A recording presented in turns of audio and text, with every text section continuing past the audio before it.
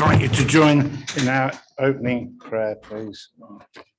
Almighty God, the source of knowledge and understanding, guide the minds of those who are about to take counsel together on matters concerning this county, that in their debate and in their decisions they may faithfully discharge the duties of their office and promote the health, safety and well-being of those they seek to serve, through Jesus Christ our Lord. Amen. Thank you.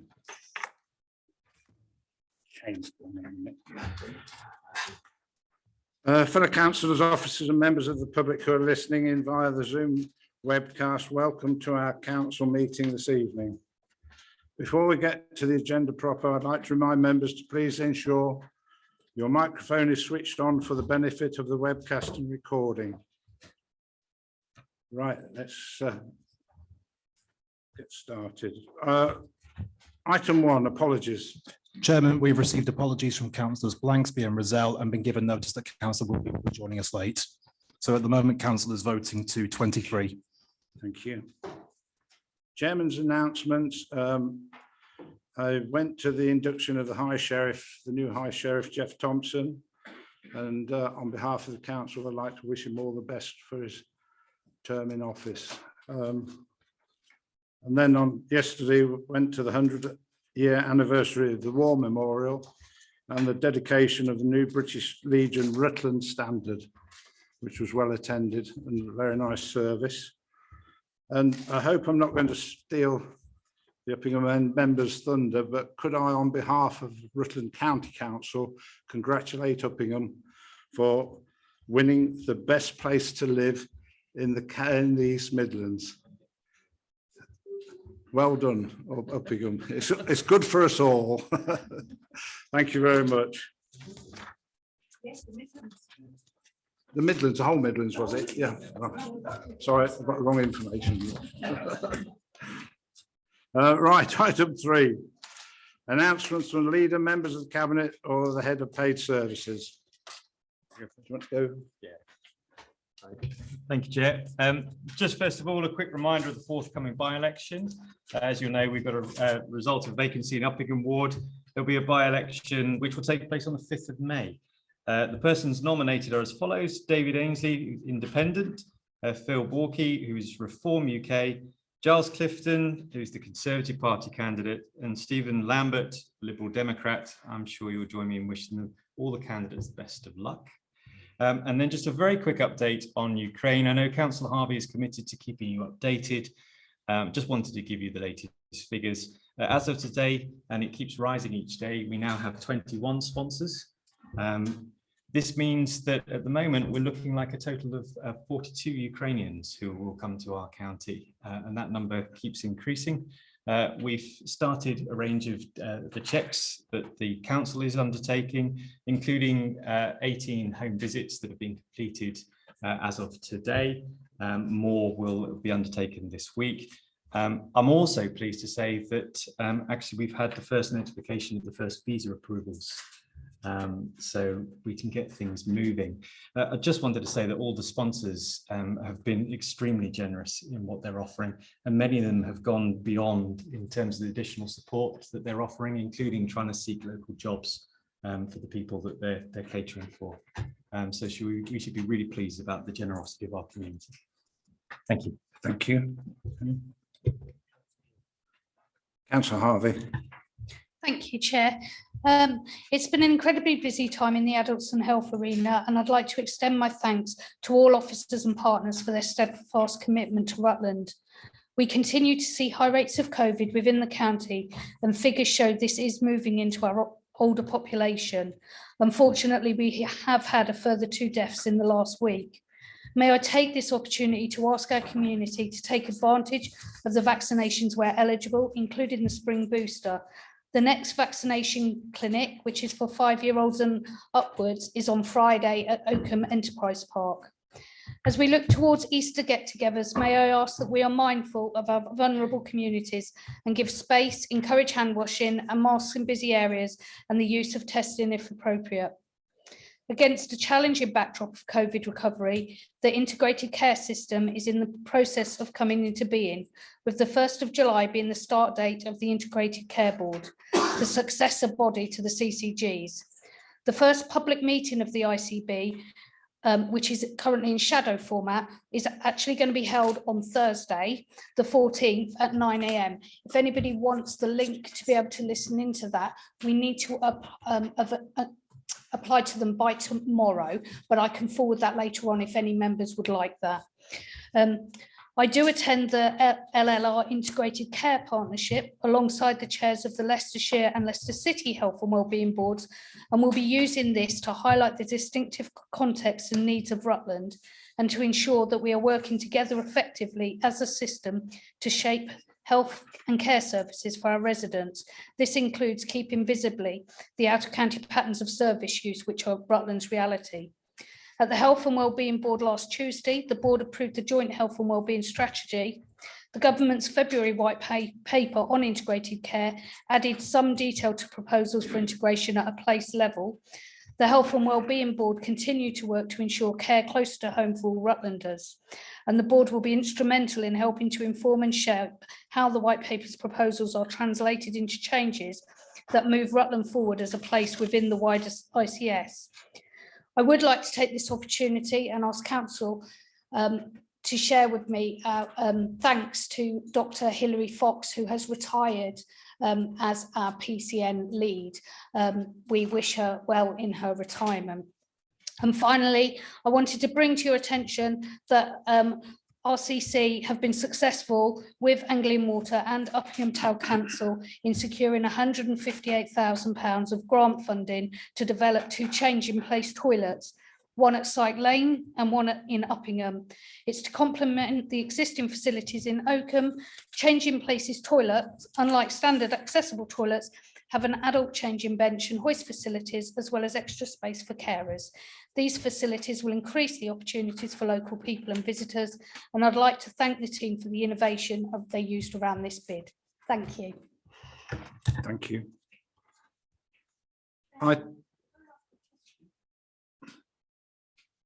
Yes. Thank you for your discretion, and thank you for that very thorough feedback to us. I'm sure we all found it helpful. My question is, on the vaccinations for the little ones, are they bookable? Because I'm aware that some children find it very difficult to just turn up. Thank you. Currently, the sessions at Oakham Enterprise Park aren't bookable, but there are bookable sessions at Melton Vale. Thank you. Declarations of interest. Do we have any declarations of interest this evening? No. Thank you.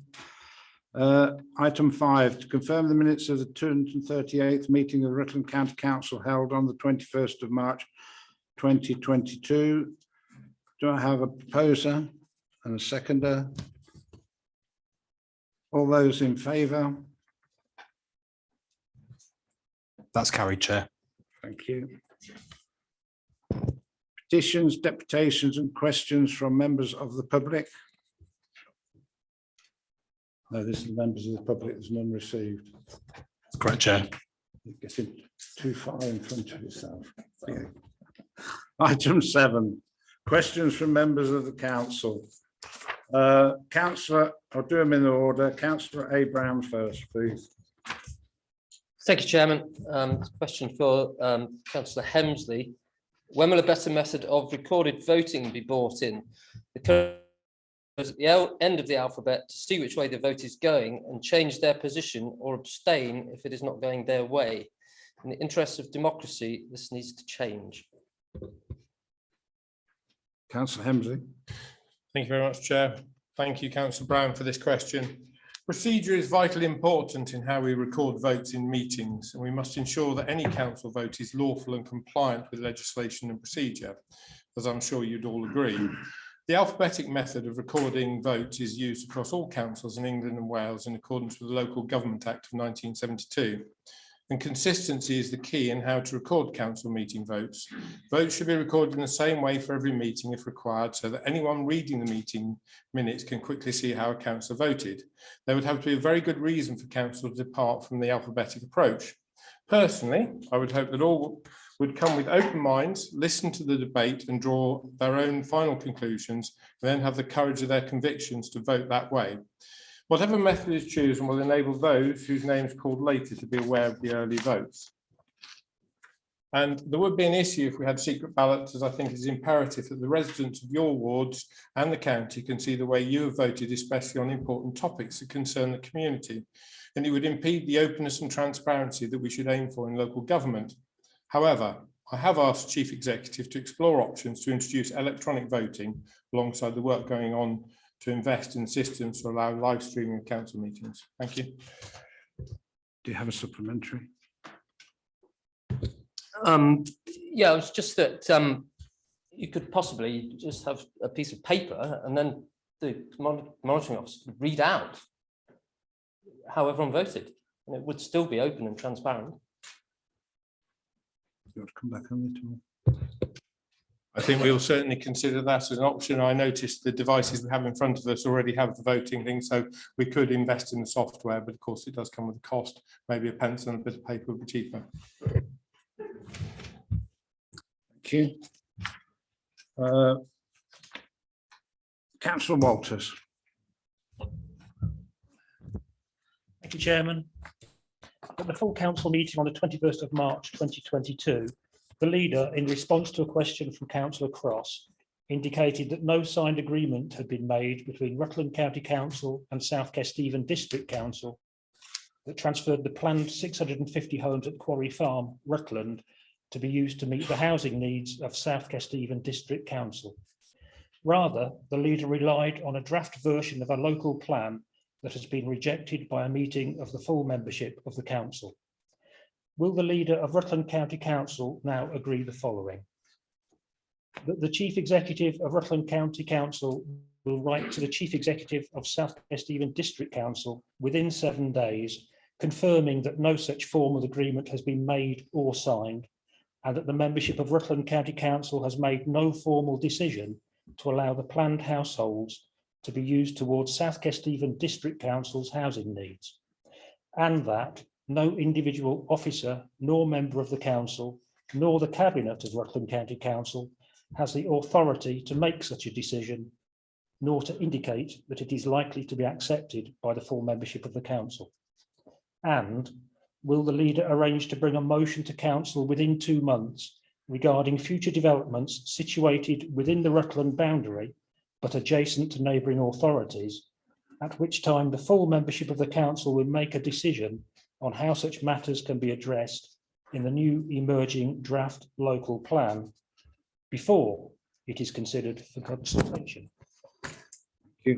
Councillor Hemsley. Thank you, Councillor Walters, for this question. As set out in the written responses to questions raised at council, the matter of how any development proposed for the Quarry Farm site would be attributed to respective housing needs for either Rutland or South Kesteven is a complex matter on which we have sought legal advice. This is likely to take time to resolve, and I'm happy to update members on this matter on a regular basis. Members will be aware that the local plan issues and options report was approved by Cabinet at its meeting on the 5th of April 2022 for public consultation. The report will seek the views of the public as to whether any development of Quarry Farm should count towards Rutland's housing needs. Paragraph 3.4.8 of the Issues and Options report sets out that the council has opened up discussions with South Kesteven on the basis that development on the Rutland element of any urban extension to Stamford should count towards Rutland's housing numbers and so reduce the requirement for new housing elsewhere in Rutland. The preparation of the new local plan for Rutland provides the opportunity to resolve this situation through the development plan system. Taking account of the council's duty to cooperate with neighbouring local planning authorities on strategic matters, I would agree that it would be appropriate for the Chief Executive to write to the Chief Executive South Kesteven District Council, setting out what is proposed in the local plan issues and options report, inviting their response through the consultation. A report on this council's intention that it would count towards Rutland's housing needs could then be presented to council following the completion of the issues and options consultation. Members should be aware that there is a clear programme and process for the council to prepare the local plan. This was outlined in the report to Cabinet on the 5th of April and was agreed at that meeting. There are 3 distinct stages on the preparation of the local plan, each of which include the public consultation and relevant approval prior to this. Issues and options, a preferred options local plan and a pre-submission local plan. The final stage of this will require a decision by full council. The earlier stages require decisions by Cabinet. Thank you. You have a supplementary? I'm sure I can come up with one, Chairman. I may need to refer to a document. So, yes, on the 5th of April, Cabinet approved report 682022, Rutland Local Plan Issues and Options. And indeed, 3.4.8 does talk about opening up discussions with South Kesteven. I'm not sure that opening up discussions answers my question, as really what I'm seeking, and I'm sure other members are seeking, is a formal commitment by our chief executive to their chief executive that no such arrangement exists. However, more importantly, that comment is effectively in the narrative of the report. And in the further up, in more of the decision making, it states that the plan must be based on effective joint working on cross-boundary strategic matters that have been dealt with rather than deferred, as evidenced by the statement of common ground. So as far as I'm aware, this is the statement of common ground dated December 2020 between Rutland County Council, Peterborough City Council, South Holland District Council and South Kesteven District Council, which states within it that those homes will be allocated to South Kesteven District Council's housing needs on section 3.2.6. Now, I do take the point that looking at the back of this, it appears that Ken Lyon, Assistant Chief Executive of South Kesteven, has signed it and dated it, and that's been redacted. For Mark Andrews, for the benefit of anyone listening, there's just a blank, so I presume that's either not been signed or been redacted. So I'm working on the basis it's never been signed. My question, which I must come to promptly, I understand, is this the deferred document referred to in the issues and options that has been approved by Cabinet? Is this still outstanding? Shouldn't it actually say it's been rejected, withdrawn, torn up, or words to that effect? What is the status of this? Chairman, for the avoidance of doubt, if the leader doesn't bring that motion in 2 months, I will. Thank you very much. I thought I'd been quite clear in my answer. The document that you've referred to is not signed by anyone from here, so has no legal weight. And we have been in contact with SK to discuss the matter of returning 650, as I have a clear instruction from this space to do such work. So it is in hand, it is in process, it is complicated, and as mentioned before, it has quite a lot of legal complications, so it's not something that we can do in 5 minutes, but the journey is started on that, let me assure you. Thank you. Councillor Toseland, please. Thank you, Chairman. Could the leader of the council confirm whether he shares my concern at the announcement of Voluntary Action Rutland of its plans to cease operating from its current site and to place that land and buildings for sale? Thank you. Councillor Hemsley. Thank you very much, Chair. Thank you, Councillor Toseland, for the question. I do share your concern, but I also believe that change is the one thing that is certain. And we as residents, elected members and organisations need to accept change and ensure that the future offer supports our communities even better. I know the buildings well, having worked on them for VAR, and they have served a purpose and evolved. And I'm sure that VAR have thought long and hard about the future and did not take the decision to look at the opportunity to relocate to a modern space that serves their purposes lightly. I understand that car services that has been in the heart of the VAR will continue, and we should help to ally the concerns of residents as elected members on this matter and support VAR. I think of some of the changes that have caused concern in Rutland, and the largest one being Rutland Water, closing of BC's factory, Meals on Wheels, closing of Barleythorpe Old People's Home, and in my village, the closing of Rudloff Brewery. They've all allowed our communities opportunities, and we should not be afraid, but welcome the opportunity and the possibilities it provides. And that is my personal view. Let's make sure there's nothing else on that paper. Thank you. Supplementary. Could the leader please reassure me that we will seek to support the organisations or charities that the community value and they much need and use, that we will support them to find new places should they need to. And I'm speaking from personal experience. I know there are a number of groups that are held there, and they're going to need to be seeking new venues in order so that they can help the community. Thank you. Thank you. With regard to the groups that use the space, I know that some have moved there more recently, some have been there for a while, and obviously we will do whatever we can to support them in their journey finding suitable locations, but they will also have to work with us to support so we can understand what that support is needed. Thank you. Thank you. Question 4, Councillor Paul Ainsley, please. Thank you, Chairman. The Primary Care Task and Finish Group presented its findings to the most recent meeting of the Rutland Health and Wellbeing Board on the 5th of April. Could the portfolio holder please summarise the response of the members of the Health and Wellbeing Board to the content and recommendations of the report? And could you please clarify how any or all of these recommendations may be taken forward by our partners, which will be contributing to the health and wellbeing of residents in Rutland? Thank you. Harvey. Thank you, Chair. Thank you, Councillor Ainsley. The report setting out the findings of the primary care survey was welcomed by the Health and Wellbeing Board, which noted the significant number of people who had responded to the survey, the overview of feedback across the practices and the recommendations set out. The survey demonstrated inequality in accessing primary care services.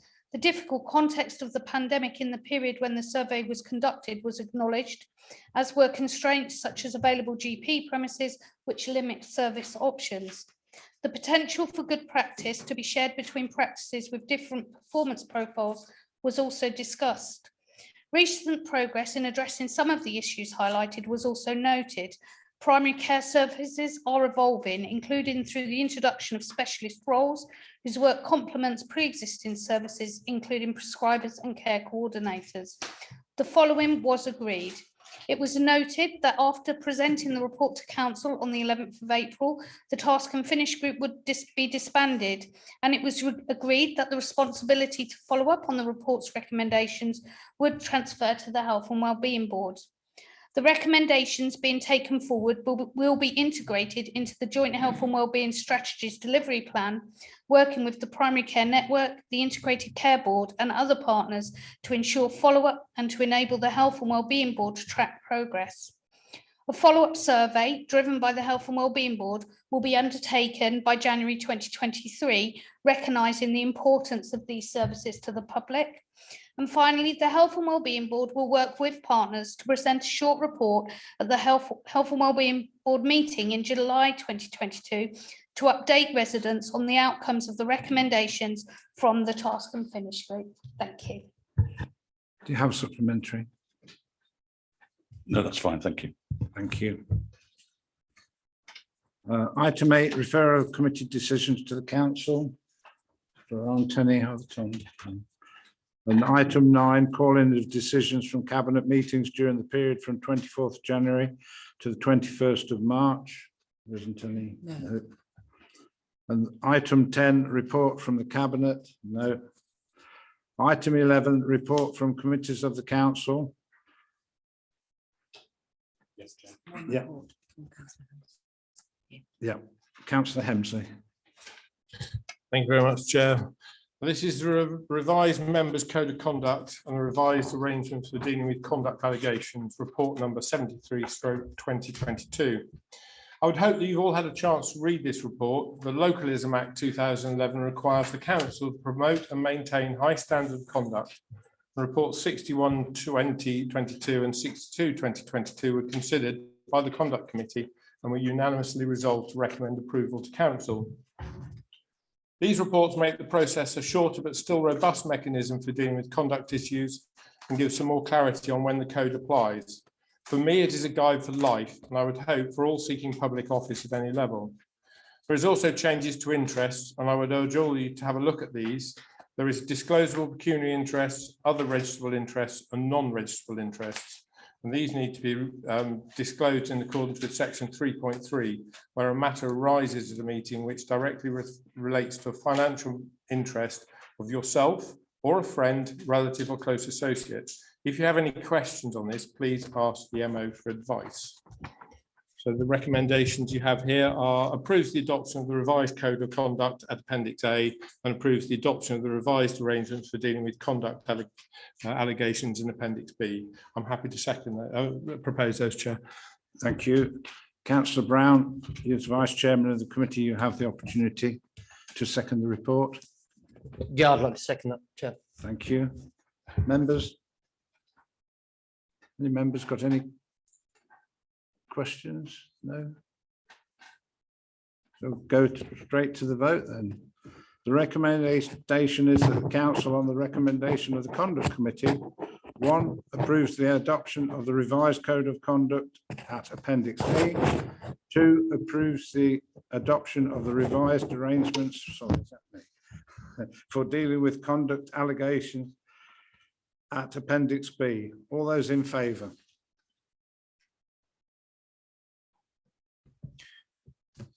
T2, I believe, Chairman.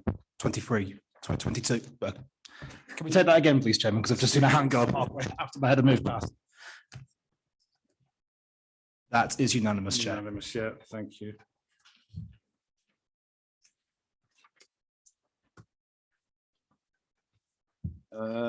Item 12, reports from a scrutiny commission. We have the final report of the primary care task and finish group before council this evening, which has been updated via the agenda supplement. Councillor Ainsley, can you present the report, please? Thank you, Chairman. It is with great pleasure that I'm returning to council to present the final primary care task and finish group report. The recommendations of the final report amplify the vital voice of just shy of 1,000 Rutlanders. The report allows Rutland patients to be heard, which will in turn help to steer the strategies, plans and priorities of health partners and help ensure that all are aligned to Rutland's priorities. Following the establishment of the primary care task and finish group on the 11th of October, there were 72 working days to produce both the interim and final reports, with the deadline for the final report to be completed by 16th of March. Very tight deadlines, that's all I can say. And that to further compound the pressures to deliver, it should also be noted that 2 members left the group during the development period. The interim report was presented to the Adults and Health on February the 17th and to the Health and Wellbeing on the February the 22nd. The final report was presented to Adult and Health Scrutiny on March the 31st. Lakeside Healthcare, Stamford, was not included in the findings of the TNF group report. However, the presentation at Adults and Health Scrutiny by Lakeside and due to the significant number of Rutlanders who elect to use the surgery, an additional recommendation was added to the final report, recommending that the Rutland Lake-based patient participation groups contact Lakeside Healthcare, Stamford, PPG to share good practice. The final hurdle was to present the report to the Health and Wellbeing Board on the 5th of April, and thank you, Councillor Harvey, for your summary. It is reassuring to note that the Health and Wellbeing Board intend to conduct a follow-up patient survey and that they are taking on responsibility for the recommendations. So that's really wonderful news. Finally, and with my eye firmly on the agenda item 15, is to be hoped that the review of the Constitution and the place of scrutiny, coupled with the establishment of task and finish groups, be reviewed so that unnecessary pressures are not brought to bear in future on what is useful and necessary work. I wish to take this opportunity to personally thank the hardworking members of the group and for the unstinting support by officers in producing this final report. So tight were deadlines that the group met twice a week as the 16th March deadline loomed. I commend this report to Council and welcome any questions or comments. Thank you. Thank you. Do I have a seconder? Councillor Gordon Brown. Members. Councillor Waller. Thank you very much, Chairman.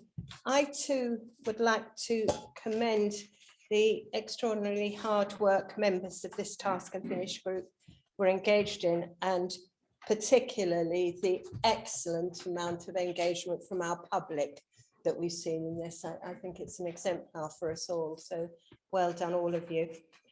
As chairman of the Adult and Health Scrutiny Committee, I would like to draw members' attention, please, to the agenda supplement that we have been given tonight, specifically in relation to item 12. That we also request council, we as the Scrutiny Committee, also request council to approve the amended report and commend it to Leicester, Leicestershire and Rutland Clinical Commissioning Group, Lincolnshire Clinical Commissioning Group, the Council's Health and Wellbeing Board, each Rutland GP practice, their patient participation groups, with a request that the recommendations in section 8 be actioned by the appropriate body.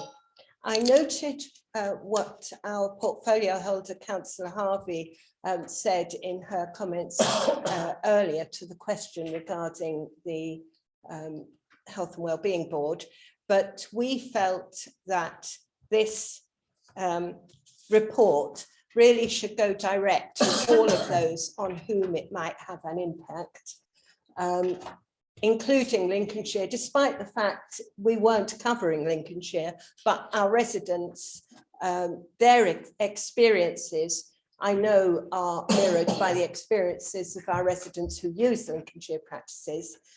Clearly, there aren't any things that we're asking Lincolnshire to do, but it would be worthwhile sending it to them as well. So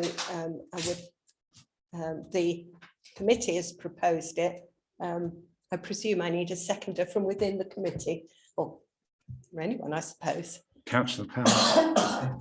Thank you.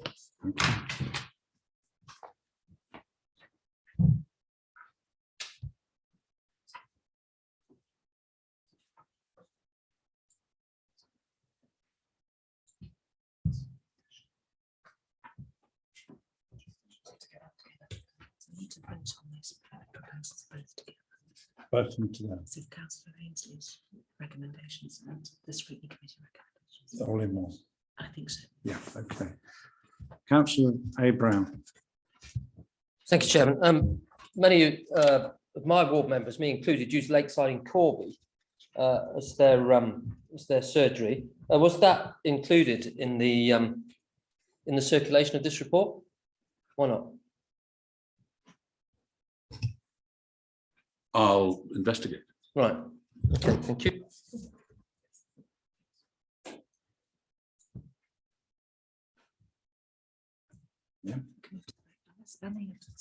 Is there anybody else? There's 2 or 3 more yet. Councillor Harvey. Thank you, Chair. Just to, for information for Councillor Waller, as the full report was included in the pack that went to all health and wellbeing members, which included the PCN and the CCG and partners. So it wouldn't have gone to individual GP practices, but others would have got, that you've listed, would have got that report. Councillor Waller. Thank you, Councillor Harvey. I think we were keen that both the individual GP practices and their patient participation groups separately got it, hence the recommendation. Just a clarity, Yeah, thank Chairman. you. Councillor Brown. G. Brown. Chairman, thank you. Can I start by congratulating Councillor Ainsley in his excellent chairmanship of this particular task and finish group. I think members of the group will agree with me. There's only 4 of us here tonight. Would agree that his drive and determination achieved, I think, a very good and excellent report all in all. So thank you, Councillor Ainsley. While I recognise that the Health and Wellbeing Board might follow it up, I am concerned that the dead hand of the NHS might come on top of the recommendations. And I would certainly hope that our scrutiny committees will continue to keep an eye on the recommendations of this report. In fact, I would expect them to follow up within 6 months or so to make sure that the recommendations are followed up, and in 12 months, and hopefully in 18 months' time, because it's up to us as councillors to make sure that external bodies, which we may be party to, continue to deliver what our residents want. So I'll leave it at that, Chairman. Thank you. Thank you very much. Councillor Stevenson. At the risk of repeating what other members have said, I really enjoyed reading this report. I found it very well structured, very useful, gave excellent insight, and in terms of providing evidence, really helpful. And I think it has really enriched the scrutiny process. Just picking up on the point that Councillor Gordon Brown has made, I think it is a very important question in terms of the legacy of task and finish groups. What happens next? And I'm looking at Councillor Waller. We remember the Transport Task and Finish Group of many moons ago. I think that that is something that the Scrutiny Commission may wish to consider, because actually clearly a huge amount of work has gone into this, and actually thinking about how you get that work done, how you get those recommendations that are specific, they are measurable, and they can be followed up on. So I think that that would be something that, like Councillor Gordon Brown, I will look forward to seeing the legacy of this report, and I leave that in the hands of the Scrutiny Commission to nudge us all as members to take responsibility for that. Thank you, Chair. Thank you. Councillor Oxley.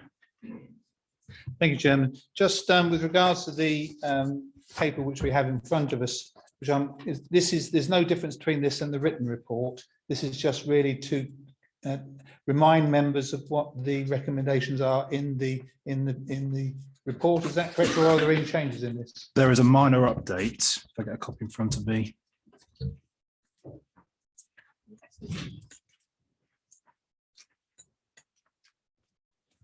So within the recommendations, there's one accessing primary care service, and then I believe that F within that is a new recommendation from the following the Adults and Health Scrutiny Committee. Okay. Thank you for that clarification. Thank you, members. Then we can take both together. Yeah. Yeah, Councillor Ainsley's motion and yeah, recommendation. Okay. So all in favour, please.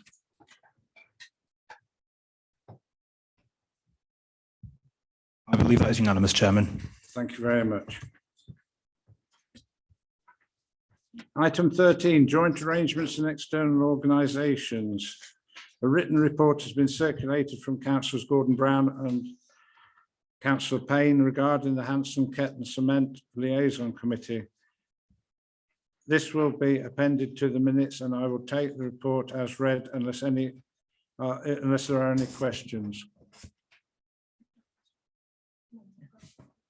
Any questions? No. Any other reports? Councillor Waller. Thank you, Chairman. I'd like to report back on the last meeting of the Leicestershire Rutland Joint Health Scrutiny Committee that Councillor Powell and I attended on the 28th of March of this year. We discussed the emerging integrated care system, and members might be interested to know the government has changed its mind about allowing local authority representatives on the board. And so we as Rutland will now be allowed a representative going forward. We had an interesting update from the ambulance service on their new clinical operating model and specialist practitioners. By deploying more highly skilled staff, they're finding fewer patients are needed to be transported to hospital, which must be a good thing. The non-emergency patient transport system is being re-procured, and members of the committee asked that entitlement to this transport be made absolutely clear to patients, as there seems on occasion to be confusion in some quarters as to whom is eligible. We had a further arrest made at the Bradgate unit following a poor CQC inspection, or rather a good inspection, but it resulted in the judgment as poor. But on this occasion, and this is the second time we've had an update, members were satisfied that progress is being made. We also had an update on the Transforming Care programme in LLR, in which our own social services is heavily involved. And finally, we had an update from University Hospitals Leicester on the progress of their reconfiguration plans. The committee remains concerned about UHL's budgetary provision and wonders whether the monies earmarked for reconfiguration will in fact be sufficient as building costs rise. And you won't be surprised to know that we're going to keep this particular area under close review. The minutes of this meeting were taken by Leicester City Council. And so if you want more information, then please go to their website or ask me or ask Councillor Powell. Thank you. Thank you. Councillor Fox.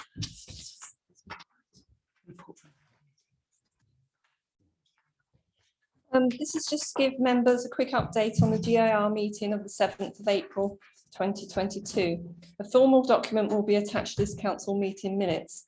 The committee received a report 72/2022 from Councillor Stevenson. This was a review that the committee wished to look at before the COVID lockdown, and especially now we've had several exciting discoveries in the COVID period. The terms of reference were reviewed along with the makeup of the stakeholder board. It was resolved that the committee noted the draft terms of reference for the Rutland Cultural Review and provided comments in advance of works to the project. It was noted the stakeholder board remit and provided comments and additional membership on the scope of the board. It recommended that GIR had a private informal meeting in the museum 2 weeks after annual council to discuss the membership of the Cultural Review and stakeholder group. Also to review a questionnaire to be used by councillors in their communities to gain public engagement. We then had a verbal update from Councillor Rozelle on the revised parking policy. Scrutiny has been involved in the parking strategy and policy from its conception. It's a topic of great interest to the villages surrounding Rutland Water and our market towns. We were told the public consultation was to run until the 1st of May 2022. However, feedback from residents and stakeholders would be key to its success.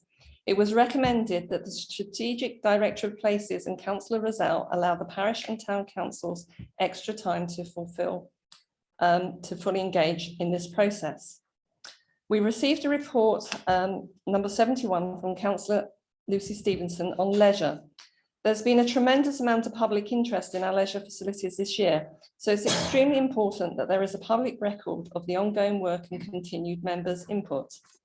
The main points were that the swimming pool at Catmus would be demolished at a reduced cost of 150,000, which would be paid from the council reserves.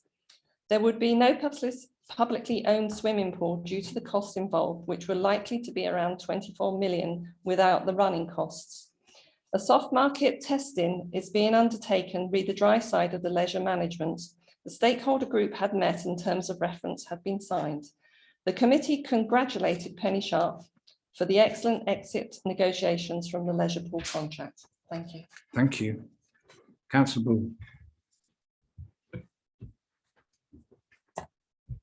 Yes, thank you, Chairman. Members, I issued, as you know, a report on the Fire Authority yesterday, and I did say I will give you a verbal report this evening as to what is happening from a Fire Authority perspective as to Ukraine.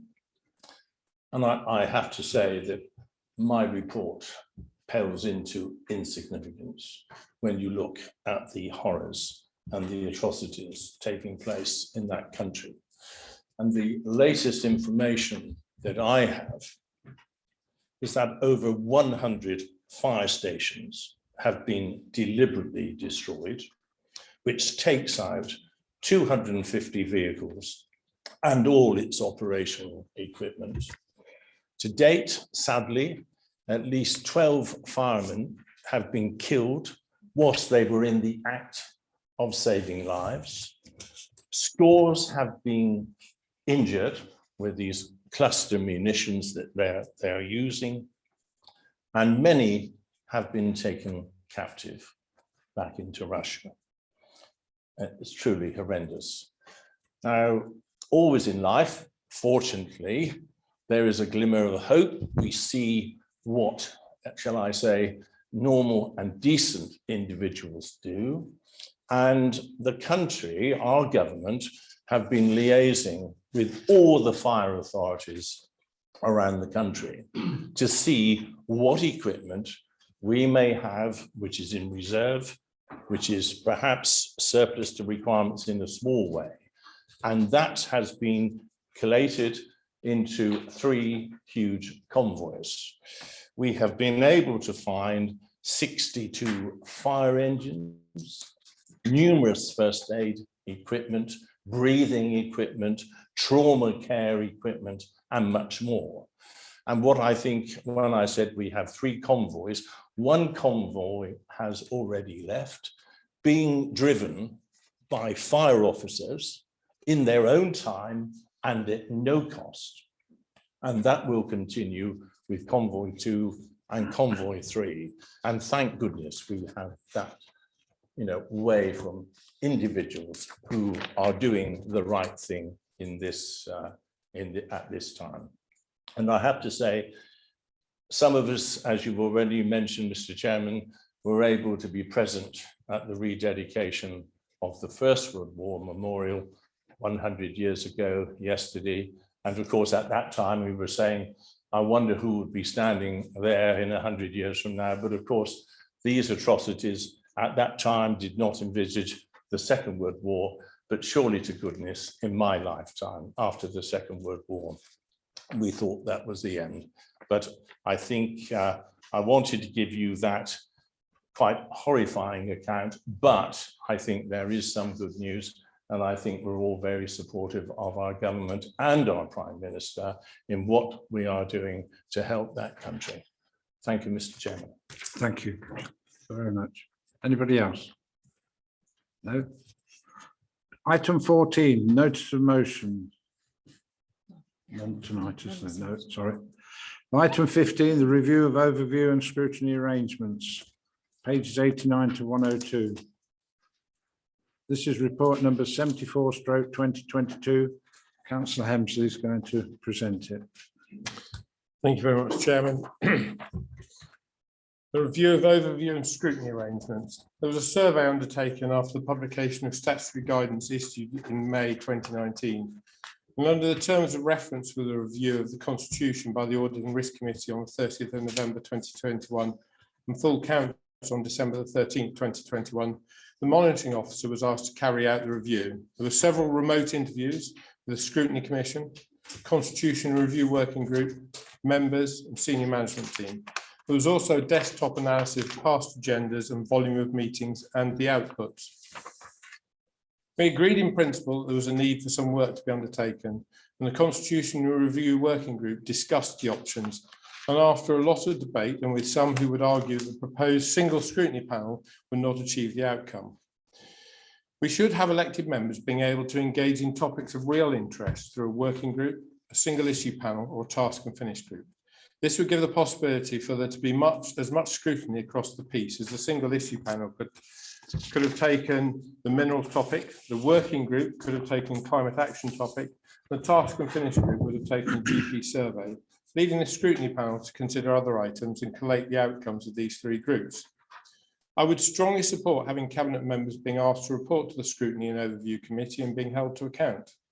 The current system works to a point, but I think we have all sat in meetings where the topic is not in our top 10, and we can put our hand on our heart and say, did I add value to that outcome? I would suggest that this might not be classed as good scrutiny or overview, and I think the expression is a volunteer is worth 10 pressed men. I notice sometimes it says 2 pressed men. We have a real opportunity to harness the experience and skills in this chamber by exploring this option. And I've raised this point on previous occasions in this chamber. And I'll be clear, the report suggests in the recommendation that we review in summer 2023. When I move the motion, I would ask that we bring that into this coming year, say March 2023, and I think you've had a rewording of some of the words there, to ensure that as more experienced elected members can make a valid judgment on the outcome. And if we should conclude that this trial was not a success, we can make alternative recommendations. It's very important that we make this decision based on the role and the opportunity, and it's up to all of us to make sure that whatever the decision tonight, that we approach it with a clear understanding that there is a need for executive members, non-executive members and officers to embrace training and to look to build on the feedback through the future Rutland conversation, that residents want to be involved, and that should be an important part of the way forward for scrutiny and overview. I would also want to see the work plan and training to be very early in the next municipal year to allow for the best outcome. So I would like to propose that Council approves the recommendation of the Constitutional Review Working Group that the Council relaunch the scrutiny function championed by the Scrutiny Commission, the Leader of the Council and the Chief Executive, with the Rutland Scrutiny Improvement Plan set out the ambition and expectations for the function, based on a partnership of mutual respect, transparency and constructive challenge. 2, the Council should move away from the existing 3 committee and commission system for overview and scrutiny to a single strategic overview and scrutiny committee as outlined in 4.2.3 and detailed at Appendix A. 3, there will be a review and a report back to Council on the effectiveness of the Strategic Overview and Scrutiny Committee. And I would suggest it's in March 2023 after a full year's municipal operation, or as much as can be. And finally, 4, the monitoring officer, in consultation with the Constitutional Review Working Group, who are meeting tomorrow, be authorised to make the necessary and consequential changes to the Constitution as part of the pending review of the Constitution, subject to approval by full Council in May. Thank you. I'm happy to propose this, Chair. Do I have a seconder? Councillor Bull. Thank you. Members. Councillor Ainsley. Thank you, Chairman.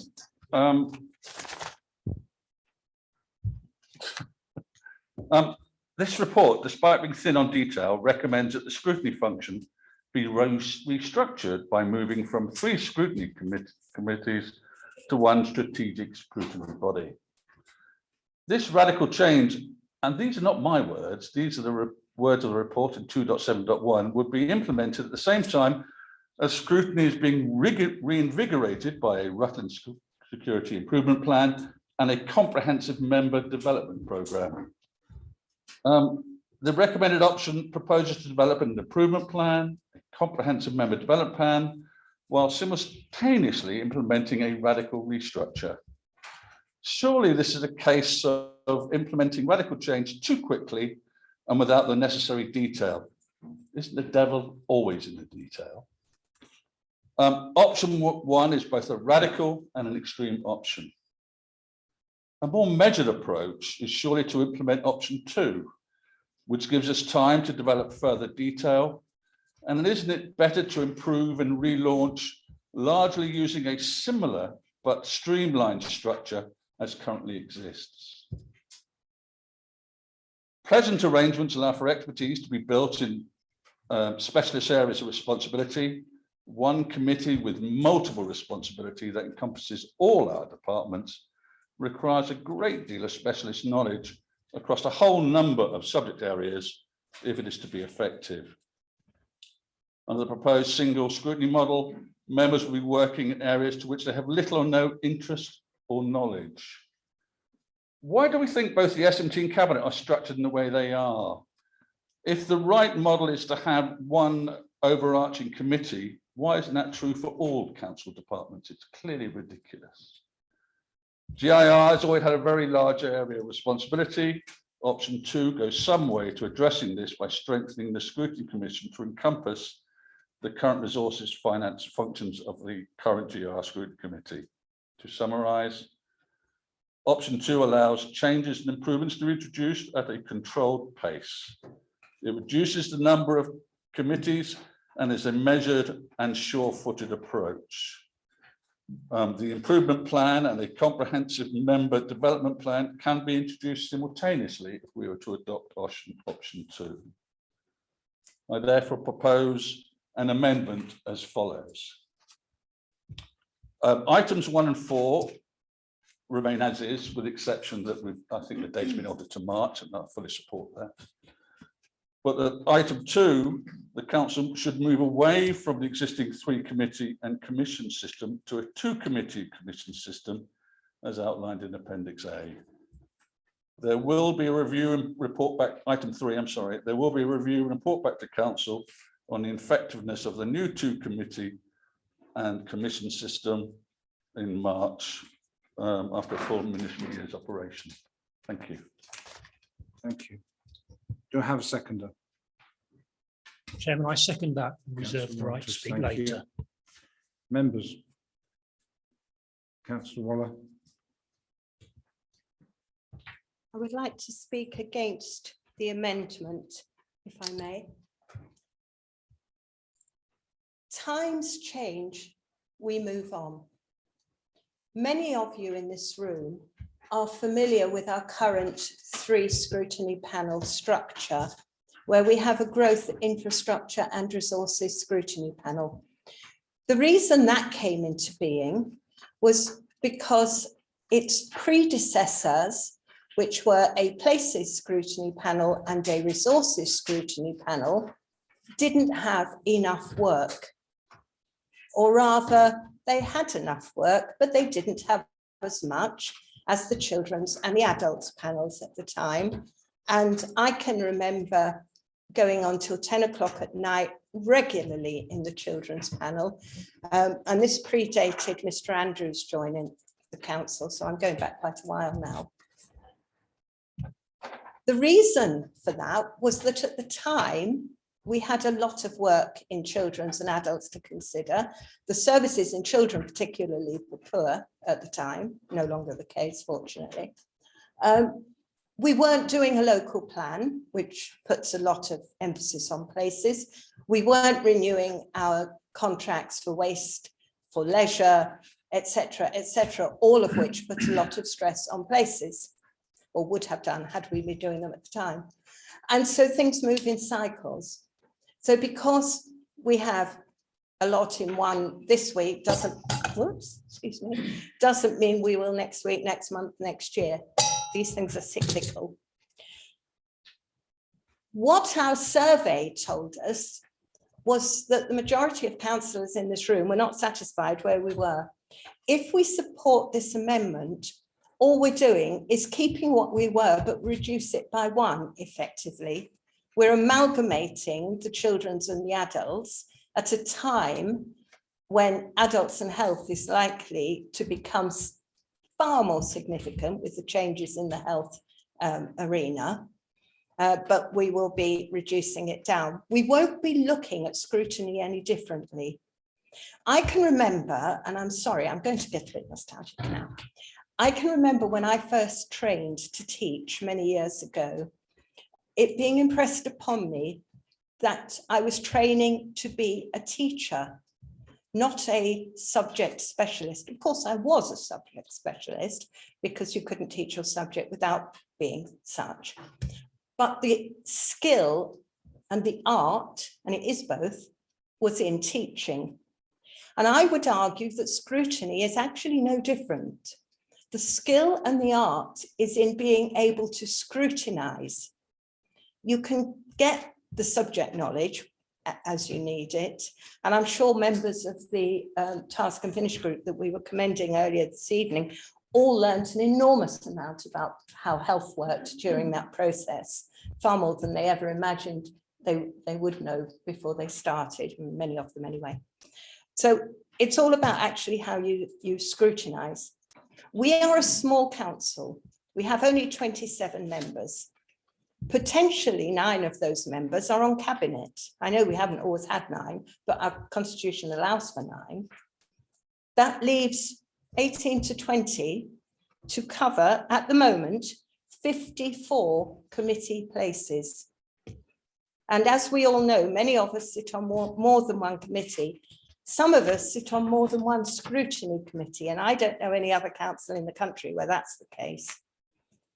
Setting up as an overview and scrutiny committee, just the one committee, as was in the original motion, excuse me, gives us a body for oversight.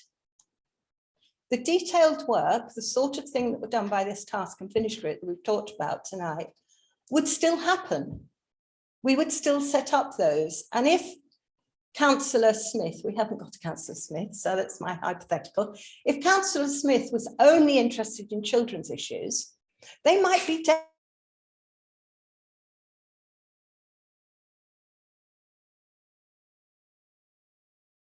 or much more likely, somebody might not want to sit on GIR because they're not interested in planning, but they're desperately interested in leisure and recreational activities. But they don't want to sit through the other things, but they will give 100% to do a piece of work on leisure or recreation, or both for that matter. So people who are interested in particular areas would still have opportunities to be involved. We are likely to get much better output because though some of us wouldn't be quite as pushed. And I know some of my colleagues around the table have said we have too many meetings. And whilst the overview and scrutiny would still have the 11 meetings a year, it would reduce down workload for other people. And also, finally, and thank you for your indulgence, Chairman, finally, I think it's a privilege to sit on a scrutiny committee. And I think too many of us have filled up the places because the places are there to be filled up. And I would rather people went on scrutiny because they desperately wanted to. So I cannot support this amendment, this proposed amendment. Thank you, Chairman. Thank you. Councillor Oxley. Thank you, Mr. Chairman. Yes, what we are being asked to decide this evening is a major step for this council away from existing procedures. And it is a bit of a leap of faith in that we still have questions unanswered with regards to a number of ways that this new scrutiny function will work. My understanding is that the Constitution Review Working Group tomorrow will be looking at that particular detail, fine-tuning the decision that's made this evening. So we are being asked basically to agree with the change, and then the CRWG will make recommendations tomorrow as to how it will work. So I would rather, I would be happier if we were discussing it, having actually had the CRWG look at the whole question and bring to this place questions about political balance, how how members can generate a question which can be looked at by the Scrutiny Commission, all of which will be fine-tuned tomorrow. As mentioned previously, I don't like doing things on the hoof. We have a report here, which everybody has in some way has had some input to in one way or another. So, but again, I don't like that way or the other way. And I think I would rather we deferred this decision until after the CRWG have met tomorrow and bring it back to a special meeting of this council so that we can then deliberate, because critically we mustn't forget that this is going to go into the new constitution. The new constitution is being written and we are going to be asked to sign that off in May. And so we have to make a decision in order for that new constitution to sit with all the procedures of this council. So whilst, as I say, taking on board what Councillor Ainsley has said, I can't support that particular amendment because, again, I think it takes us down another route.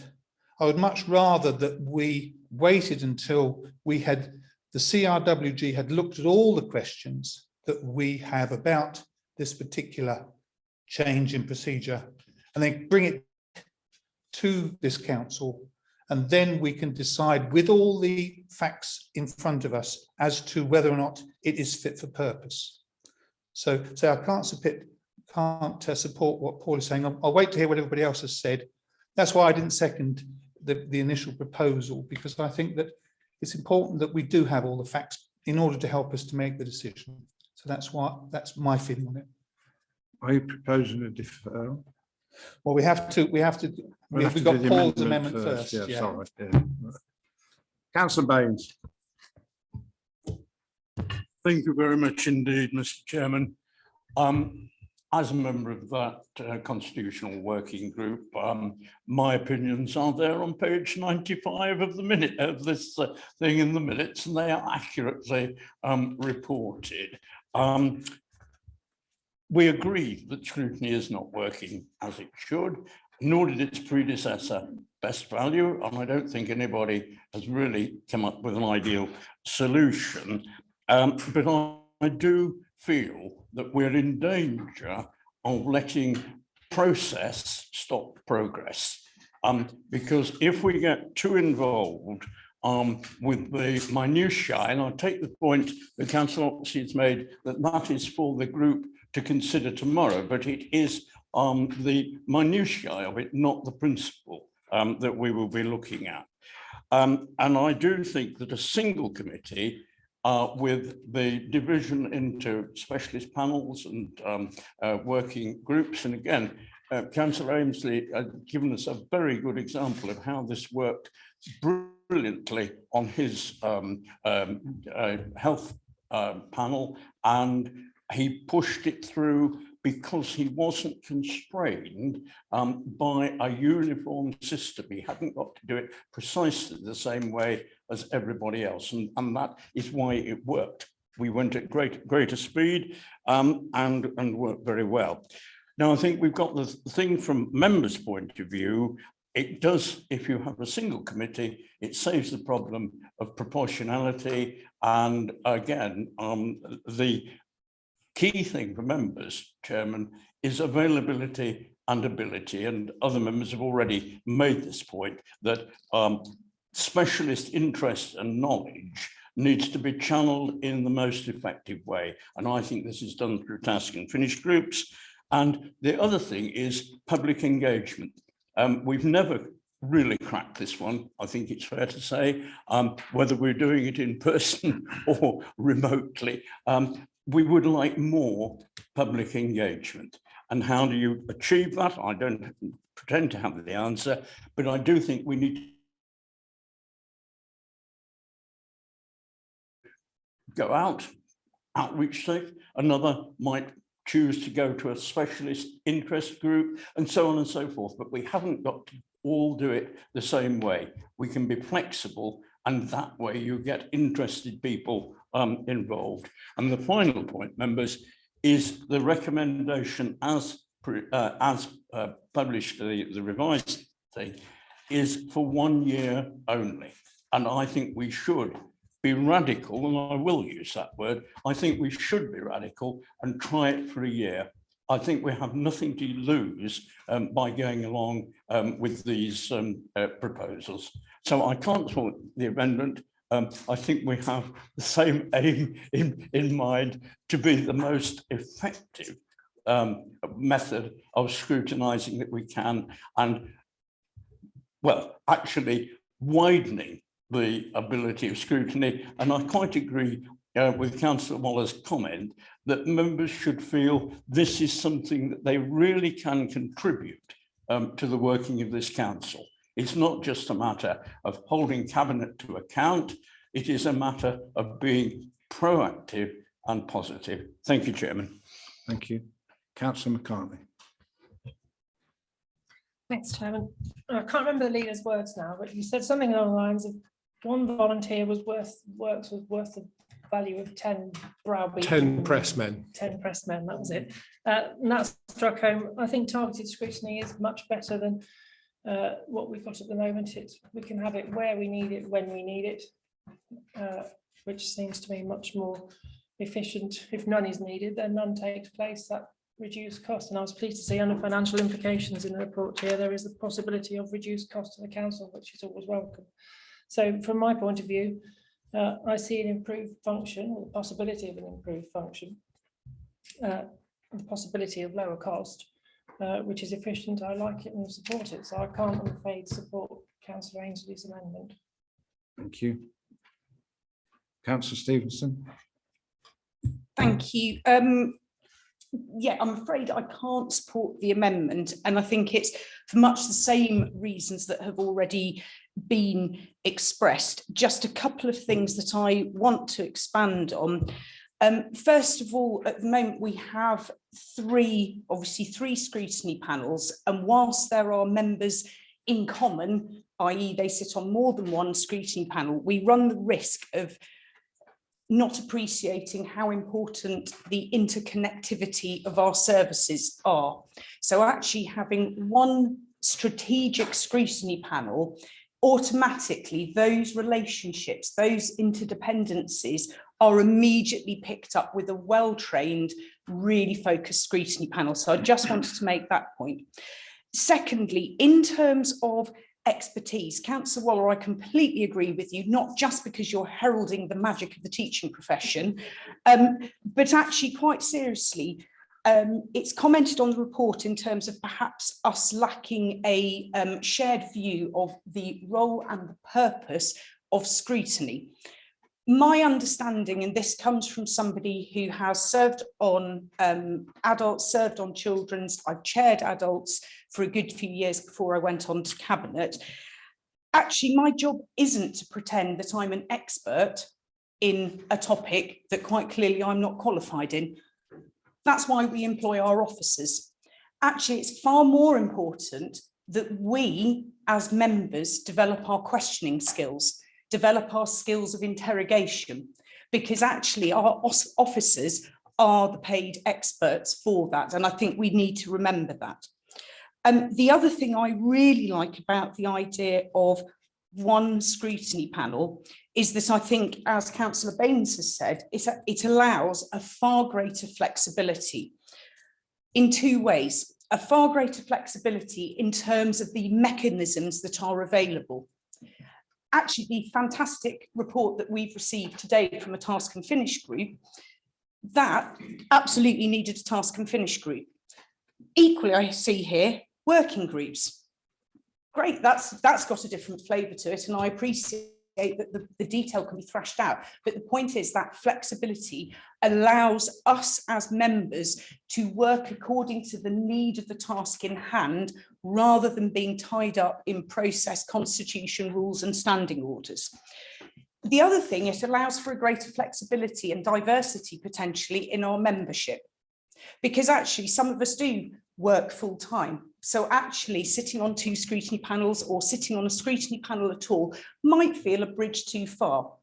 However, with this approach, it means that members are allowed to flourish and grow within their role, serving their residents, the ultimate thing. And so therefore, for two reasons, I think this approach is actually far more flexible.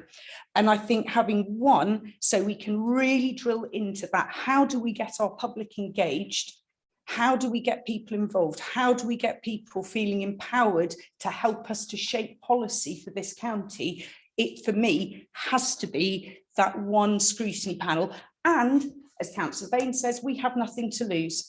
If it really feels uncomfortable, it doesn't feel as though it's delivering for our residents, then we can review that and we can go back to the old system in March.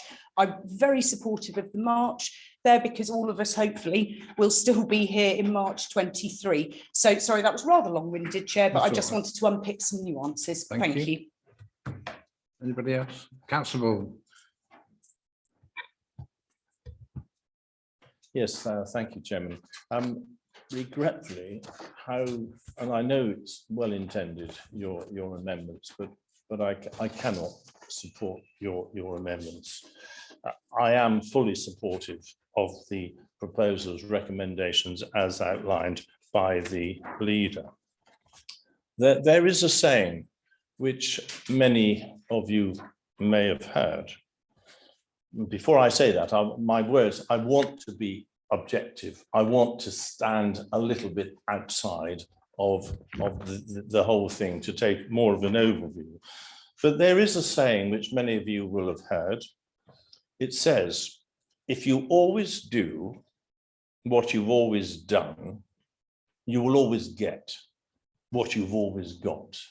Now, that is a little unfair in some ways to this council, because the excellent report that we've had this evening is what I see as an example of what would come out of the proposals in front of us this evening. And I think this proposal this evening is an opportunity for this council to seek a different way. And as we've already heard, it's going to be, in my opinion, my humble opinion, it's going to be a different way without risk, because we are talking about a one-year trial which can be cancelled and we can return to where we were. But why I think it's an opportunity that we should take this evening, if I just go back to the 2019 intake, the 2019 intake, and some of us have been here somewhat longer, you've had 3 years of scrutiny. You've had 3 years of seeing how it's worked for those 3 years. But before the end of your term of office, if we take this opportunity, you will have a view, a very strong view on, is this a better way forward? And going back to when we came in 2003, and many of you are here, all these years of scrutiny, some of the comments about what did we actually get out of this meeting? In my business background, when we had various meetings, I would always challenge the people holding the meeting. What are you going to achieve? Is it going to bring about an improved efficiency? Is it going to make the business more profitable? Is it going to bring about the change? If not, there's an awful lot of money being spent. And if you want to put a money value on, just think about this meeting this evening. In a full house, we have 27 people around this table for how many hours? We have hours and hours and hours of officer support in preparing all the papers, all the printing and all the costs. That is just putting that to one side. And if we don't take this opportunity tonight, I believe we have lost it for some time, because we will then be into the start of a new municipal year. Some of us around this table may not be here. We've had people leave for work purposes. Some of us may want to be re-elected, almost certainly will not be re-elected. So we will have possibly quite a new council. A new council, in my opinion, without the experience. You will all, as I did, told to stand up, because you have to learn the ways of the council when you become a councillor. So suddenly to start thinking of how is this council going to work in a different way, I think is nigh impossible from a business sense. So with this, I come back to this year of opportunity that we have to take this council forward, to reshape the future and to bring, I think, a greater efficiency and some significant cost savings. And we need some significant cost savings within this council, and we need to remove pressure from our officers. In our business plan going forward, right, where did we have COVID? Where did we have Ukraine? Where did we have Afghanistan? And our officer corps have had to take all this additional work onwards. So there is before us, as I said, an opportunity to be more efficient and to really improve things, and without risk. And going back, if I may, to where I started, if you always do what you've always done, you'll always get what you've always got. In my years as chairman of this council and vice chairman, in the March meeting, we will be asked to approve the programme of meetings going ahead. Normally, I think that would take about 3 minutes. But is that the way we should really have scrutinised our programme of meetings going forward? Oh, we're not holding a meeting in August, are we, because of holidays? Oh, and we leave out Christmas. Oh, and have we made sure that we've missed out Easter? That is about the extent of scrutiny of a very important paper. And that, to me, proves my point. If you always do what you've always done, you will always get what you've always got. So please, members, I recommend you to, I can't accept the amendment, but we should vote through this proposal because it gives us a year of opportunity without risk. Thank you, Chairman. Thank you. Councillor G. Brown and then Councillor Beggy. Thank you, Chair. I have a few comments to make on this. I think there's a lot of misinformation going around this evening. First of all, I've heard that we have only 21 councillors able to go over 54 seats. This, of course, is not the truth. The truth is that members of the executive can, in fact, sit in some of those other committees, those 54 seats. In fact, do so in various situations. Our leader sits in the conduct committee. As a good example, is in fact chair of it. So I think that there are and sits on the employment appeals as well. So I think that argument just doesn't hold water. And sadly, this paper in front of us is like a colander. I seem to remember somebody telling me about another paper not that long ago, in fact 2 years ago. It's got so many holes in it. I would point you to 4.1 in this report.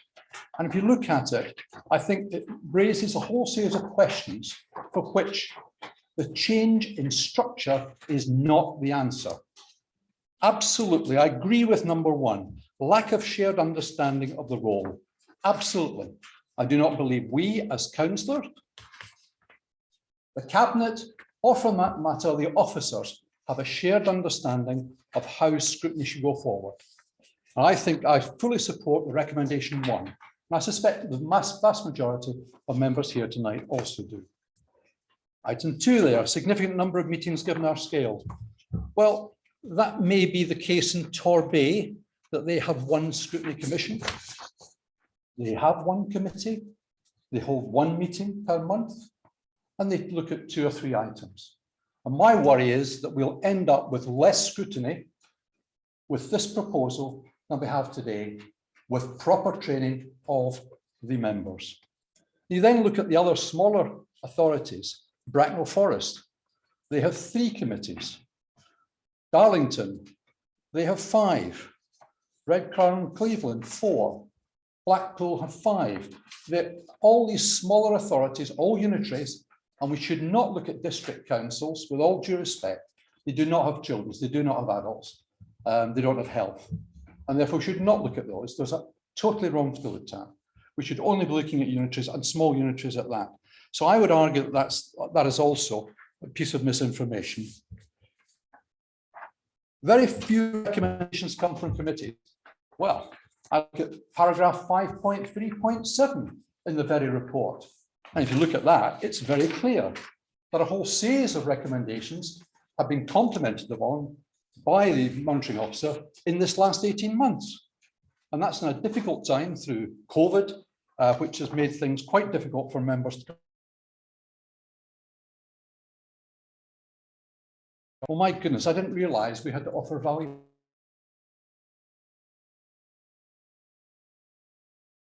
By the cabinet, and to concentrate our work on that of genuine value and relevance to the wider work of the authority. And I believe that's demonstrated in 5.3.7.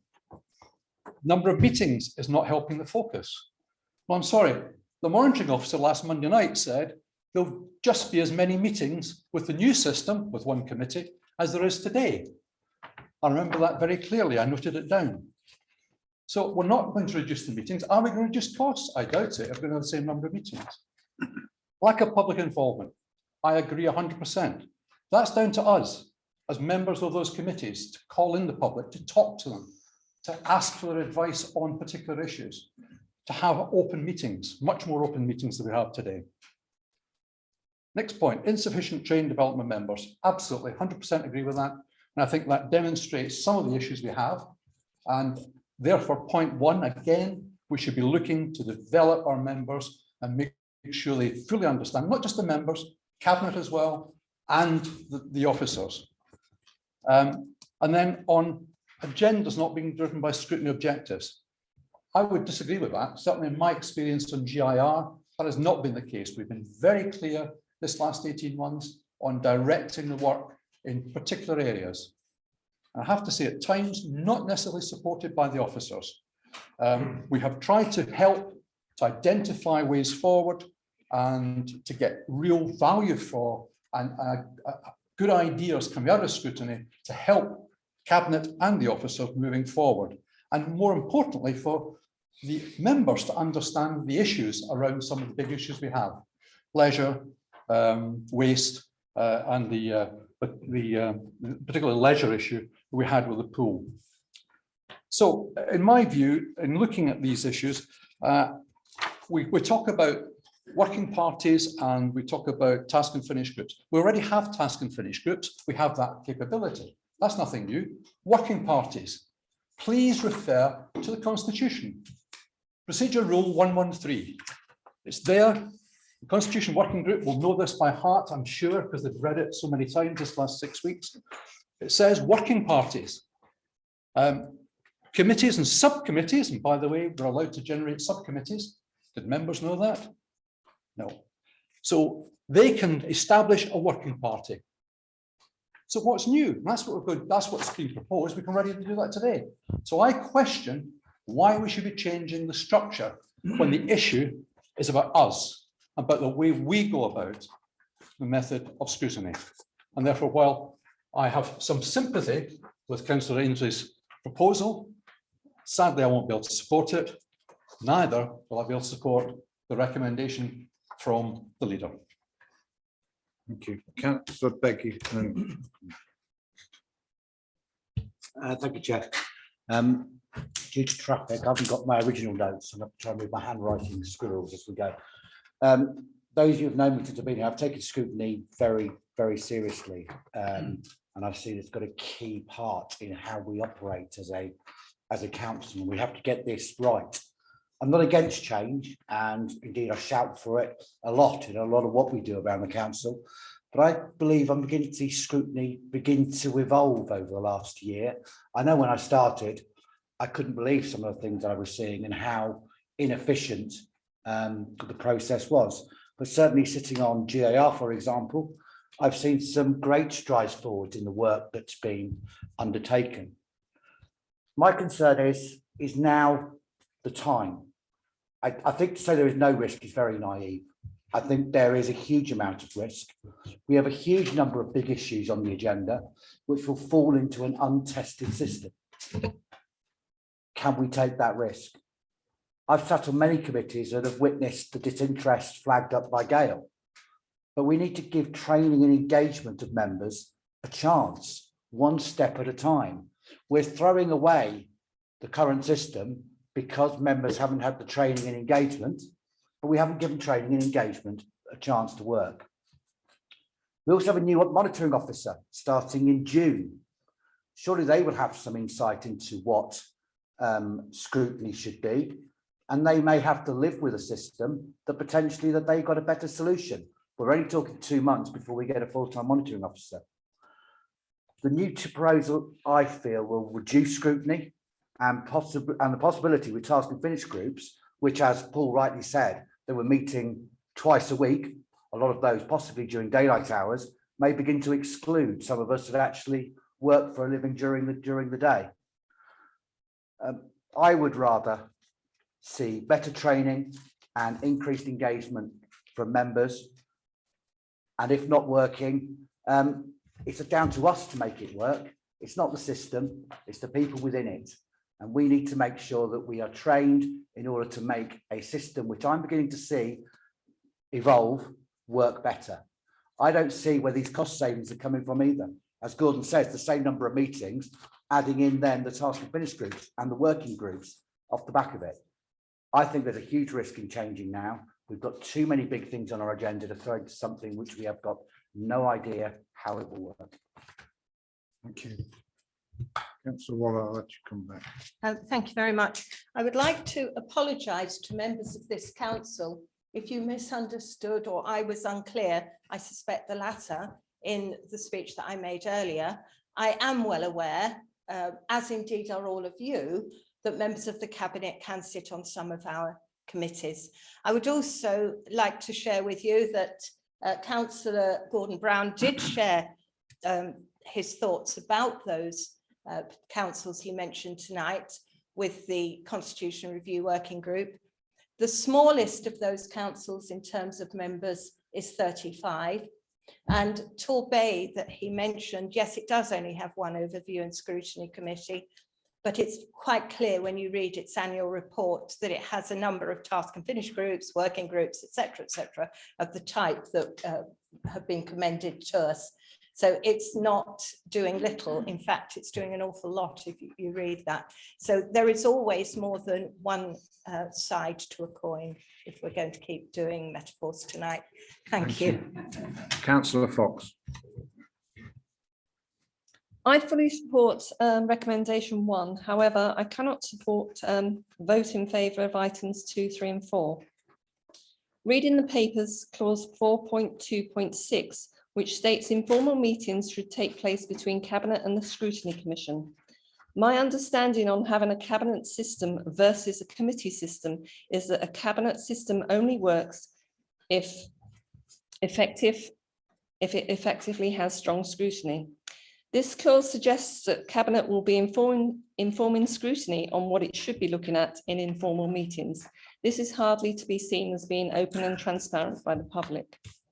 Clause 5.2.1 states that scrutiny outperformed the national average over a 3-year period. Certainly GIR was dominated by the local plan for a good 18 months of that, and has only really become effective in the last 12 months with a very positive forward-thinking strategic role, focusing on just 2 main agenda items. So I would hope going forward that it would improve on these statistics. We do not have enough information on how a single committee would work. My main concerns are by the time the political balance is sorted out after the Uppingham by-election, the structure of this committee is agreed. It will probably be July before their first meeting to agree a work plan. So 5 months from July to December to sort out a work plan, agree any task and finish group or a single review panel. In this time, we also have the August bank holiday, so effectively only 4 months. January to April will be taken up with quarter 3 and 4 figures and next year's budget. So any recommendations are unlikely to be put forward. I believe that we should leave our current situation as is, but give scrutiny the right to set up task and finish groups and single issue panels without going through full council. Do more training and member engagement and evaluate the decision after 9 months to ensure that it's being effective. So I'm sorry, Paul, I can't approve your plan. Thank you. Councillor Oxley. Thanks for nobody else. I'm not going in front of anybody who hasn't spoken already. Sorry, I didn't see Councillor Walters. Councillor Walters, do you want to come in first? Yes, Chairman, I thought we only spoke twice for matters of personal clarification or questions, but never mind. I haven't actually written a speech, but I would invite Councillor Gordon Brown to join us if he wishes, and we'll form a group and he can lead us because he said everything exactly right that I would have said. If one looks at what the officers have said is good about scrutiny, all of it has been in recent times. I would add to what they put also the leisure contract, where I greatly appreciated the input of the scrutiny panel. And we've already heard the glowing reports about Councillor Ainsley. I shan't go on about that anymore. What Councillor Waller said is that things change. In my opinion, over the last 11 years, things have changed most dramatically in the last year or two in regards to scrutiny. It is now working as it should, in as far as it can do with virtual meetings. Now is not the time to throw the baby out with the bathwater. A structural change will make no difference whatsoever to the quality of chairmanship or the understanding of members as to what scrutiny is. It makes no difference. I was hoping to meet Councillor Ball before the meeting. It didn't quite work out. He has a better memory than me. I'm thinking back to 2011. Didn't we spend £7 million knocking down and rebuilding a primary school and filling it with whiteboards and big flat screens? And before we did that, it was good. And afterwards, it required improvement, if my memory serves me right.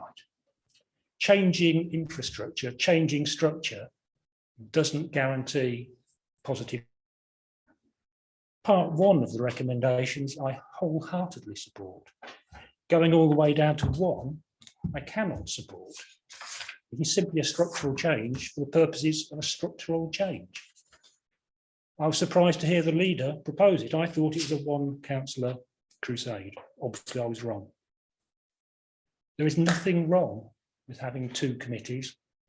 People can then specialise in their areas. Officers know who is on which committee and what their specialities are and who to talk to. You can still set up the task and finish groups. We've just done it. You can still set up the working groups. I fear that we are jumping too far too quickly. I'm not averse to change, but I can't approve of the substantive motion. I'm perfectly happy to support Councillor Ainsley. I trust his judgment based on his chairmanship of the Scrutiny Commission and the excellent work that he's done, which has clearly proven to us all. You don't need to go to one system to have effective scrutiny. Thank you, Chairman. Did you want to come back? Thank you, Chair. I obviously can't support the amendment, but I just look at what we have in front of us, and we're not saying that some aspects of scrutiny do not work. We have not suggested that there should be any guidance from Cabinet to scrutiny at what they might look at, but some informal meetings to actually get a working understanding of each side would be very sensible. And I think the keys are that we have suggested training, which I understand everyone in this room can support, and that's not just for the non-executive members, it's for the executive, and it's also for the officers. I see that we have an opportunity, and it is has a time cap on it, which is through to March next year. Councillor Fox referred to getting how long it's going to take to get this off the ground. I am very clear that if this was the option this House chose, that we would move very quickly to make sure that we got everything in place. And it's down to us, it's down to the Constitution Review Working Group, listening to the comments from everyone here, to actually be brave enough to make this decision and move on and give it a trial. If we don't want to do that, that is fine, but we need to understand that sometimes, and as referring to Councillor Bull, I actually did start with those things in my word. If you keep on doing the same things, you cannot expect a different result. And that is something that I've grown up with in my life. Now, I do realise that I can be slightly maverick in my approach on some things, but I do see that we have an opportunity here to enhance the good bits we've got of current scrutiny, widen up the opportunity for involvement with people who have an interest in a particular area without tying them to a scrutiny panel permanently. And we can then ensure that we have an opportunity for everybody in this room. And I've mentioned this before, and I said in my speech earlier, that we've all got skills. Let us be able to bring them to the fore in the best way possible. Let's explore this. Try it for the year while we've got the experience in this room. And then if it doesn't work in March 23, we can go, okay, we haven't got a better system. We'll go back or we'll review it. It is not a commitment to a long-term change. But if we delay the change, I do not see that we will actually get anything into place in time. And we will then be struggling, handing something over to newly elected members who will think, what on earth is this we've been given? Thank you. So we'll go for the vote on the amendment that our recommendation to the council should move away from the existing 3 committee and commission system for overview and scrutiny to two committees. Yes. Yes. Yeah. Overview and scrutiny committees as outlined in 423 and detailed in Appendix A. So we're going from a single with the amendment is for 2. All those in favour? 3, Chairman. 3 against.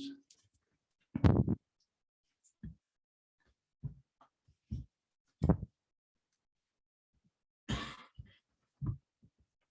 believe that was 18, Chairman. Abstentions?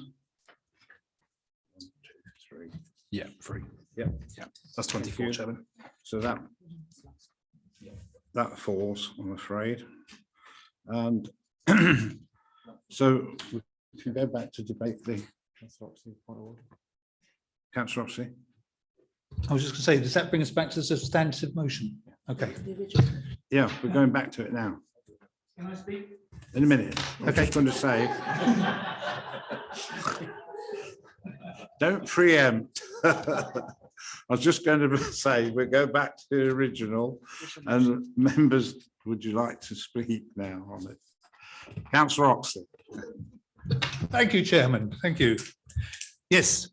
Now, speaking to the proposed change to scrutiny, we mustn't lose sight of the fact that quite a lot came out of the debate which we've just had on the amendment with regards to the pros and the cons of what we are being asked to do this evening. And I'm minded of the report that was given this evening by the chair of GIR.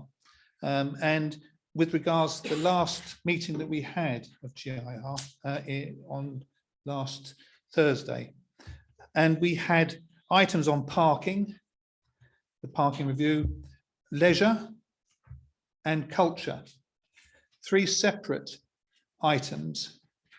And I believe that we were able to look at those 3 items in a lot of detail. We had the portfolio holders present, and we came up with some very good, very constructive elements in response to need. And members have said this evening about the fact that scrutiny is working better. It is working better, I believe, than it was. And that's down to a number of elements. The first being that members here are much more experienced than they were when they first joined the council. We had a lot of new members join. And as a result of that, we have been able to work a little bit more effectively, a little bit more efficiently, and now we understand the role of scrutiny. And I would ask, for example, finance. We look at the finance at scrutiny before annual council, and each scrutiny committee looks at its own specific area. We look at quartile 4, quartile 3 finance reports. They go to specialist scrutiny committees. And that is the reason why, I mean, I totally recognize the fact that we need to make a change. We do need to make a change. We do need to create an environment where every member of this council feels that they are able to engage fully in the role that they've been given by the people who elected them to be here. And I also believe that the work that has been done by our officers, by governance on this report is to be commended. There is a lot of good work in here. My only concern, as I say, is I come back to the fact that we are being asked to make a bit of a leap in the dark in order to be able to say, this is going to work better than what we have now.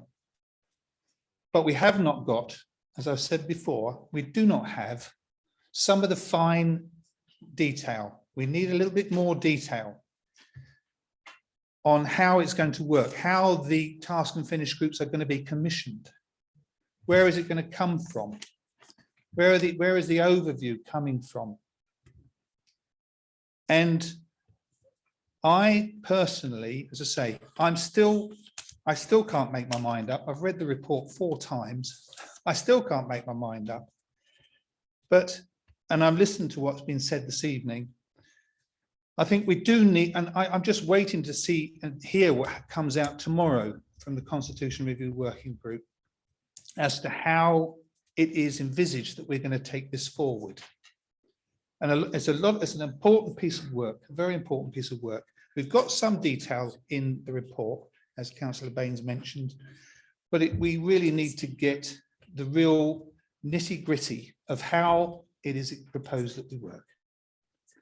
So at the moment, what I would like to do is to make another amendment, but I'm going to wait and hear what everybody else has said, that we come back having looked at it at the CRWG in more detail and really sorted out the fine detail and come back with a report which has all of that information on it as to how it's actually going to work. And then we will vote with all the information in front of us. So I just wanted to make that point. Thank you. Thank you. Members, could we urgently need a comfort break? So could we have 5 minutes and then we'll start again?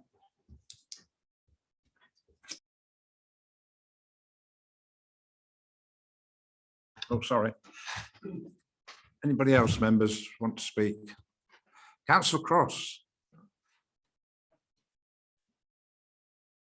Speak, it says. Speak he will. Anybody who comes to me and says, what do you do as a councillor? I say the most important thing at any meeting is to speak your mind. Because you only get one opportunity to do it. And if you walk out this room and you haven't said what you think you should have said, you're a muppet. Now, I've sat here and I thought, how am I going to approach this very delicate subject? Because at the Constitution Review Working, what is it? Committee group, you see, initials I hate. I hate, especially when we have members of the public over there, we all blurb these little initials, no one's got an inkling of what is going on. I digress. I pause for effect.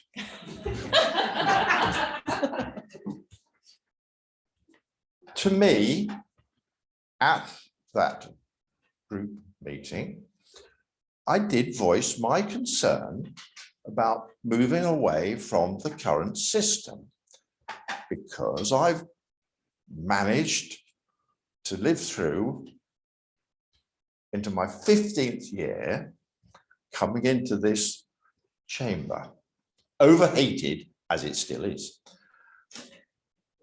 And I have sat on various of these panels, task and finish groups, and I've been very disappointed at times, because when things don't go my way, I get very disappointed. Luckily, I don't get despondent. The importance of changing what we have at the moment may be very relevant to certain members. But what is foremost in my mind at this moment in time, as I've sat here and been thinking about it, what is the most important thing to we in this room? Now, it's the future of Rutland. And there are certain important unfinished matters that, although we are reassured, are being attended to. In my book, they are not being attended to in a timely and efficient manner. And although I am not against change, it worries me that such change at this moment in time may muddy the waters on more pressing matters. It happens in every committee. We stand up, we spout forth about matters that aren't really, really important. The important matters just get pushed to the side because they're going to take a bit more time and effort to solve. And I'm sorry, I am most concerned about moving away from the present system that we have. And I smile when I say a system, and I smiled early before Councillor Ainsley got up, because he was stood up to shed a little bit of light on the subject, and there he is sitting in the dark. And I thought this is just typical Rutland County Council. We're here, but we can actually have a little laugh and a smile at times, at other people's expense. But where are we going? I understand what people have said, but are we really comfortable that by going through this change, and I'm not too certain how much work will be involved by officers or anybody else, Is it going to detract from what we should actually be concentrating upon? I'd like an answer. Was that a question? Maybe. But others should speak their minds tonight. Otherwise, we will walk out the room, we'll have taken a vote, whether it's right or whether it's wrong. There we go. Oh, thank you, Mr. Chairman. I just love talking in this chamber. Thank you, Councillor Cross. Councillor Walters. Chairman, may I have your permission to ask a question before speaking? 272, if this goes ahead. Membership could be all non-executive members who wish to involve themselves in overview and scrutiny, or a specified number of 9 on a proportionate basis. This would result on current proportionality with 4 Conservative, 2 Independent, 1 Lib Dem, 1 non-aligned and 1 left over. So what is being proposed? Is it all non-executive members, or is it proportionate with 9, or is it some other random figure that some group would like to set up, or doesn't anybody know? So can we have the answer to that before I speak? Just a very simple answer to that question. 9 is the number that's recommended.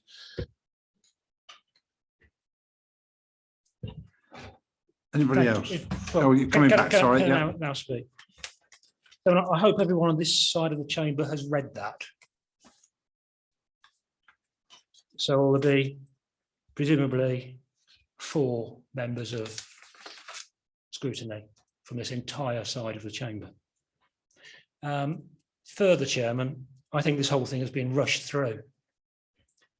We originally, well, Council agreed that there could be a review of various things with very tight timelines.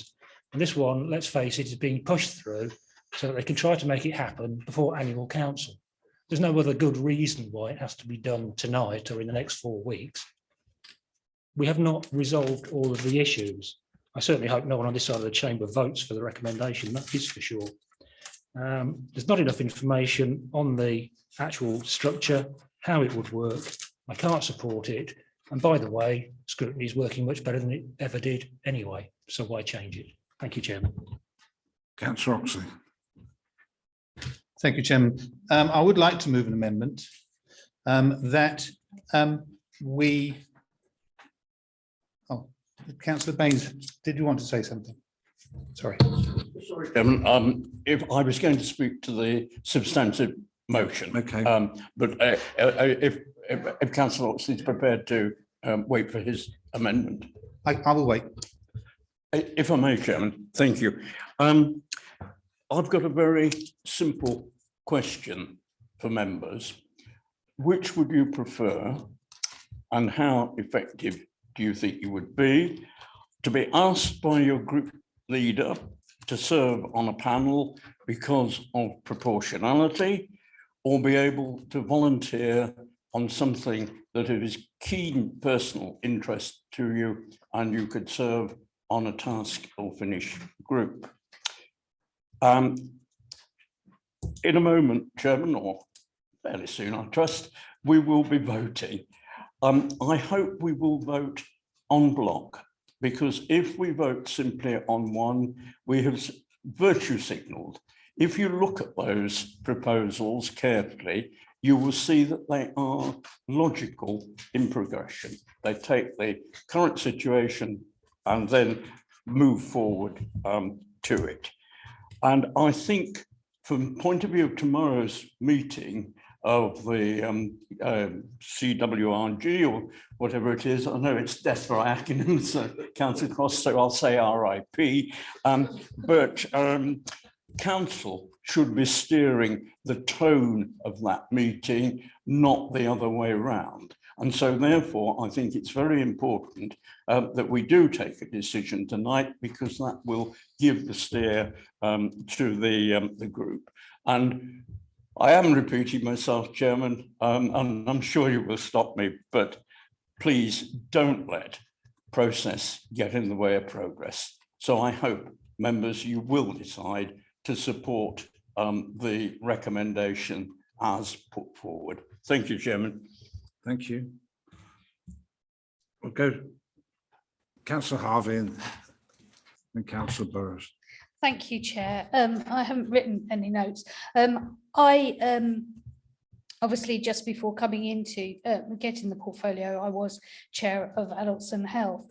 I do know that when I took over the chair, working with the Scrutiny Commission, we did look at scrutiny and we felt that it wasn't as effective as it could be, and we did in fact produce a paper back in those early days and did some work around it. I actually welcome this paper. I think change was required. I think we should trial the one committee, and I agree with that.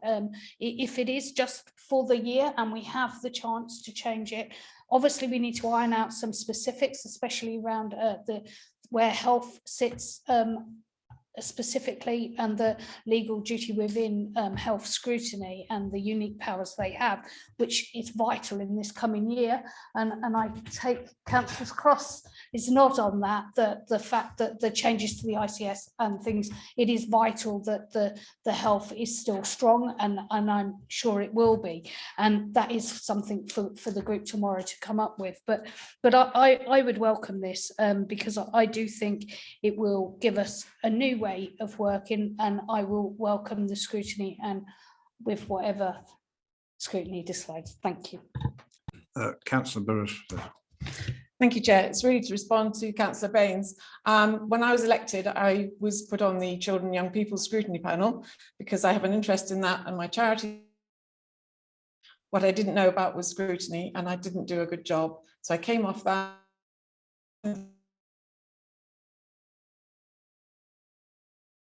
About that I understand, and I'm strongly supportive of the idea that it's not about proportionalities necessarily, but it's about areas of using our expertise, our passion, our interests. And so just to say that I strongly support the leader's proposal here.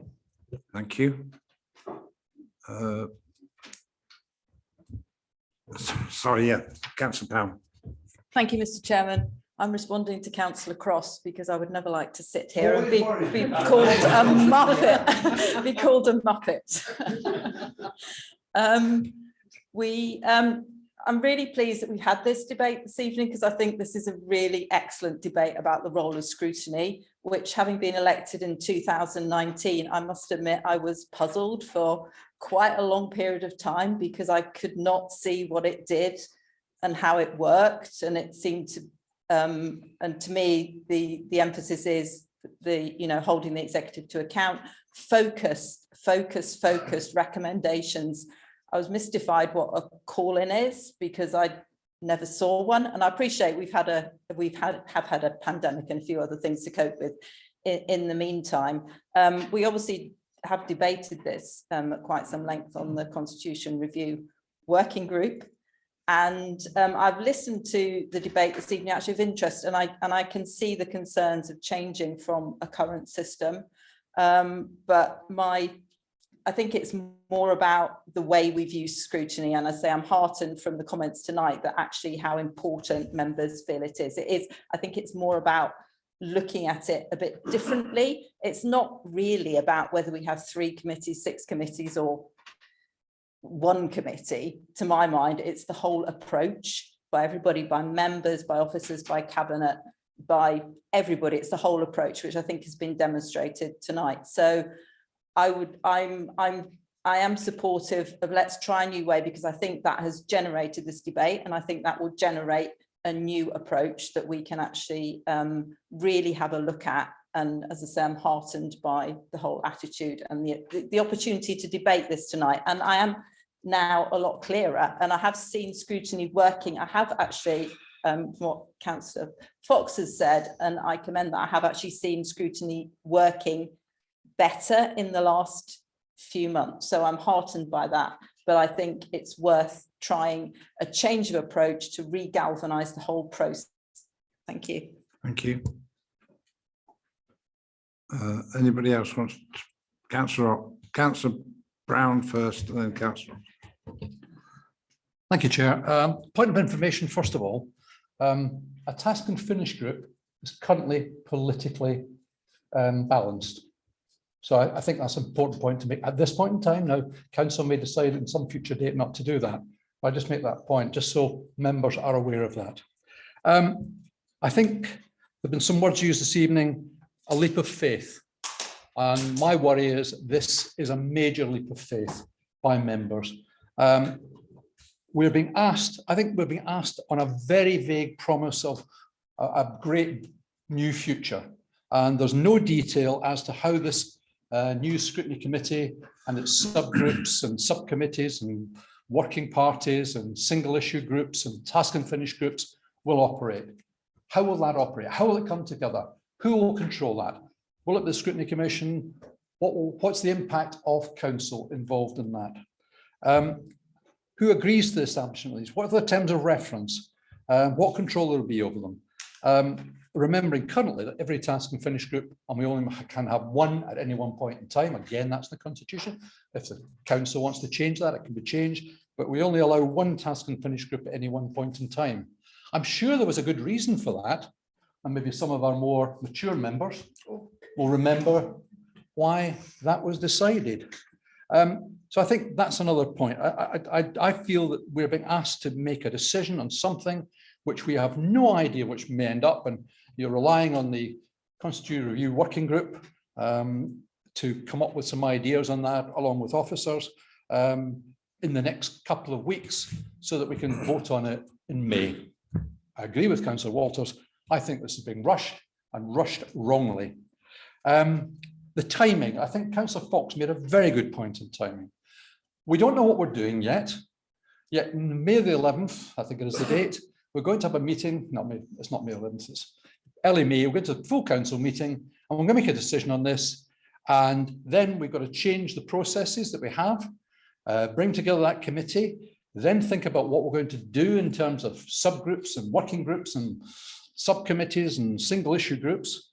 Then we run into the summer holidays when people start to take holidays, the school holidays. Then we come back in September. Thank goodness, we can get back to some serious work.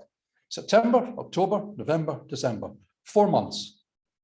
January and February, we will be tied up as members looking at budgets, because I think next year's budget setting is going to be a really interesting challenge. And we're going to spend a lot of time on that as members in total. So I think that's important. And then we're going to review in March. So effectively, we had 4 serious months of working on this new system, and then we'll decide whether it's been good or not. I'm sorry, that to me is not a good position to be in. And I go back to Councillor Bull's comment about not doing the same thing we've done before. That is not what's proposed this evening. What's proposed is we come together in terms of improving the skills of members and the knowledge of members as to what scrutiny is about. And not just members, but cabinet and officers, and have a joint understanding of where scrutiny should be going. And that's a major change from where we are today. So it's not doing the same thing again and again. It's a fairly fundamental change. So I certainly can't support that. I am worried that delaying it is just putting off the inevitable. All we're going to do, and we even less time if we delay it, with all due respect to Councillor Oxley, even less time to prove that it works. And I would find it difficult to support his proposal at this point in time, if he brings it forward, that is. That's all I have to say, Chairman. Thank you. Did you want to come back? Yes, Councillor Oxley. Thank you. Councillor Gordon Brown's mind reading abilities are astonishing. I'm very impressed. So now, as I've mentioned previously, I support in principle the change, but there is not enough information for me to be able to make the decision this evening, because basically we are being asked to make to go off in a completely different direction. We understand clearly how scrutiny works at the moment. We know how to ask for agenda items to be put on. We know how to create task and finish groups, and that it works. It works, and we are doing it better, in my opinion, and in the opinion of quite a few around this table. But I believe, we do need to, and this debate this evening has been so important, and I think it's vital that we have a debate such as this on such an important subject. So I welcome the fact that we are talking about it this evening. It's long overdue, in my opinion. But, and I come back to the point I made earlier, tomorrow we will be at the CRWG, we will be fine-tuning the decision if this council decides this evening to go with the recommendation that we go to the one committee with working groups, and then CRWG tomorrow will work out the fine detail of how you commission all of those different committees. I would much rather that we had all that information in front of us as to how we will commission the committees before we make the decision. And that way, we will be much clearer in our heads when we do make the decision. Because what I don't want is for us to make the decision this evening, and then tomorrow we find out that we have to bring in people from Lincolnshire, or just being totally, completely off the record. We don't know what we will be asked to do when it comes to the nitty-gritty. And it's the nitty-gritty that actually is what this is about. At the end of the day, it's what it's about. It's how we commission reports. I think that and that's why I would like to make an amendment that we defer the decision until after CRWG have debated and worked out, and we've heard what is proposed from the monitoring officer as to the way it will work, and then we will come back to this place. We can have an emergency meeting, come back to this place with all the information following on from what CRWG are recommending. And then we can say, we know how it's going to work, and we can say clearly we support it. And that is my amendment, if anybody wants to. There's quite a lot to say, I guess. So defer decision an until. amendment to defer. Yeah, Thank that's you. my amendment. Thank you. Have we got a seconder? Councillor Walters. Time is marching on. Would you like me to speak now, Chairman? Would you like me to speak to it now? You can do. Yeah. I think it's probably the first time I've supported an amendment to defer. I don't normally approve of it at all. But then again, we normally have all the facts in front of us. And this time we simply don't. What on earth are we going to do at annual council if there's something there we don't approve of? When the group leaders have sat down between themselves and agreed who should be on this and who should be on all of the other panels, and then we turn this down at annual council. It's absolutely outrageous to suggest we can make this decision now when we don't have all the information. So just for once, I support the amendment. And I know people are going to say, another meeting, more cost. Well, someone should have thought about that before they brought this paper to this meeting, Chairman. Thank you. So the amendment is for deferral. All those in favour? Excuse me, Chair, somebody seconded it. Oh, Councillor Walters seconded it. Yeah. The leader gets the right to reply. Oh, any right of reply? Yes, sorry. Do you want to reply? Yeah. No. Go to the vote. No. All those in favour?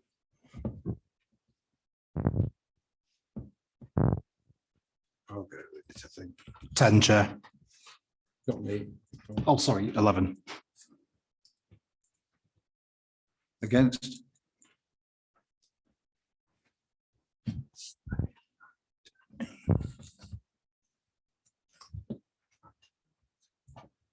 Sorry, Chair, I'm just going around again because it's close. 12, Chair. Is there a member who wishes to abstain? One abstention. One abstention. So the motion has failed, Chair. So the motion falls. Back to the. Let's go back To the original motion. substantive. Original motion. Yeah, the original motion now. And has everybody spoken who wants to speak? Yes. I thought Councillor Wilby, did you want to? Thank you very much, Chair. I've had a very long day and I've listened to everybody in this hall. We've heard some very good opinions and from very learned folk, and it has been good. I agree with you entirely that it has been a vibrant debate and one that we should all take note of. However, the one thing that has settled on my shoulders is the fact that there are so many discordant opinions around at the moment that we really need, for something as important as this, to sit back and make sure that we make the right decisions. And I don't believe we have a firm opinion. We've had some very good opinions from very learned folks who, you know, like to go down to the granularity. We've had an excellent speech from Councillor Waller to start off with, but I find myself totally at a loss, because if we're going to defer it, which I think we need to do because we need more time, what we need to bring before this House is a proper, well thought out plan. And, you know, if it's going to be scrutiny, I welcome scrutiny. Scrutiny should be a critical friend, and it should help and make sure that, you know, we've all got things to bear, whether you're scrutiny champions or not. The reason you're sitting in this chamber is because you have done things elsewhere. And so you bring your own expertise to the floor. But at the moment, I'm afraid, Chair, I find myself totally at a loss because I don't think we have enough to go on. Thank you. Right, members, I think we've had a very, very good debate. Did you want to sum up? If I could just sum up, Chair, that'd be very kind of you. Thank you. I understand the concerns that have been raised by even my learned friend here about not having enough information. But I do think that while that there is a need for more information to make this work, I think the Constitutional Review Working Group is the place that can be done. And I would urge you to say, trust us with that decision. We will work on it tomorrow and we will come back with something rather than generating an additional meeting. Let's see what comes out of that. And if the decision from that is that, you know, we don't want to support this in May, we need to be very fair with our monitoring officer, the current one and the one hopefully that we'll be appointing in the next part of the meeting, that, you know, they have to do the work to write this. So we need to give them that understanding, and we need to give clear direction no matter how it is. And at the moment, we're sitting there flipping and flopping. Oh, well, we need more information. And I have sat here on several occasions, or even stood here on several occasions, when I have heard exactly that. Well, we can't make a decision. We haven't got enough information. We've gone away. We've got more information. We come back and say, we've got too much information. I think we need to understand that we are here as elected members. And the really important thing, which very few have mentioned, is that we're here to represent our electorate, the people who put us in this chamber. And we need to be doing that job right. And I listened to the Future Rutland conversation. I mentioned it in my presentation earlier, and they are asking for more involvement. The opportunity is for us to explore something different. It is just for 1 year. And for me, I would take a chance on that because we can reverse it if it's wrong. If we wait, I'm not sure that we'll get to something that really engages with our residents in a positive way. Thank you, Chair. Thank you. Yes, thank you. Can we take all 4 recommendations in one? Yeah. Yeah. So, Chair, can we take them all individually? No. Sorry?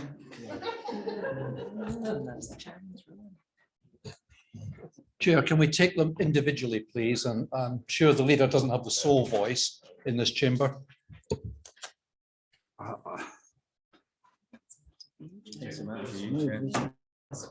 After hearing the debate, it's down to you to decide whether you feel to separate them or not. I think this time it's my decision. And I think because of the debate that we've had, I would take them individually. So we'll vote on recommendation 1. All those in favour?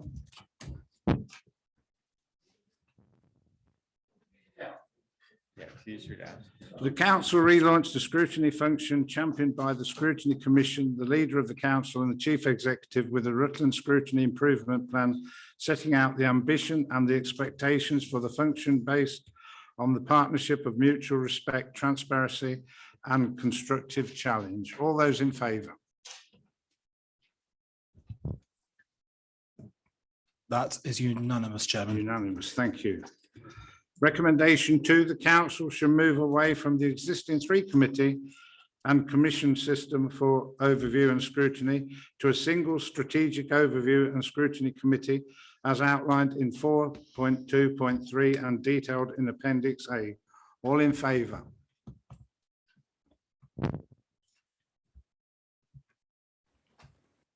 (13) And against, sorry. I was miles away.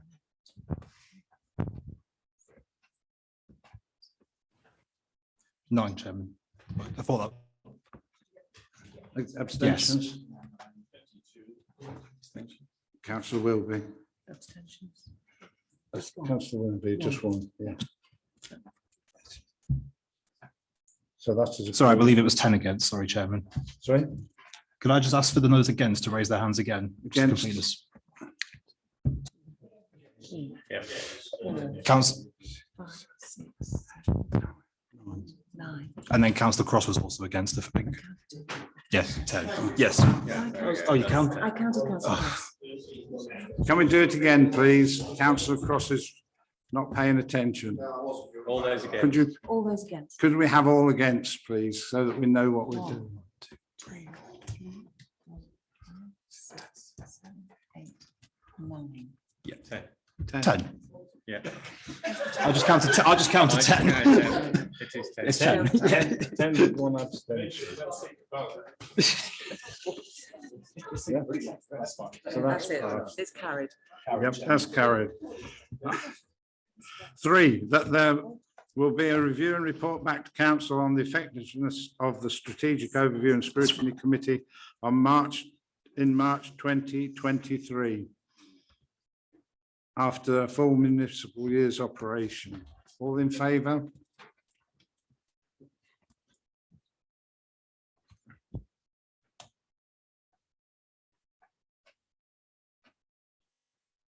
(20), Chair.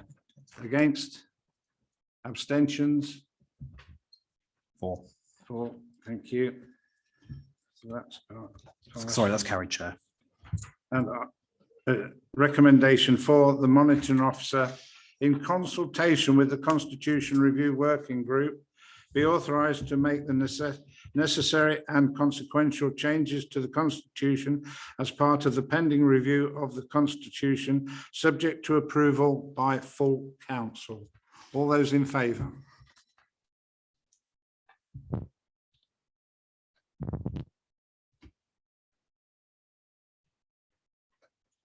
(18), Chair. Against?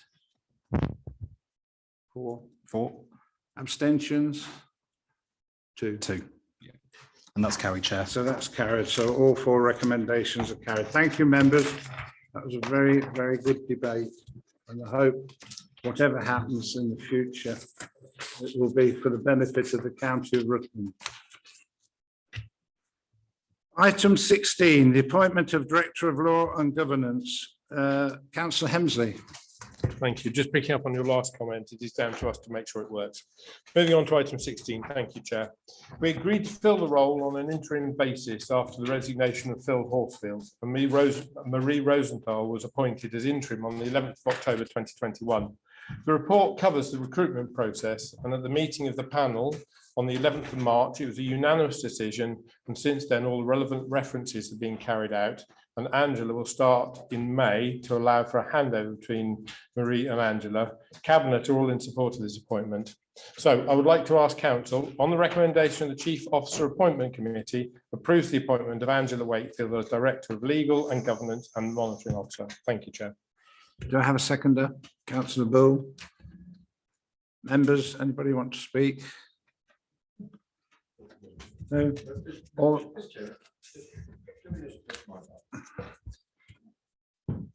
Can I just be clear on this? When does this new lady take over?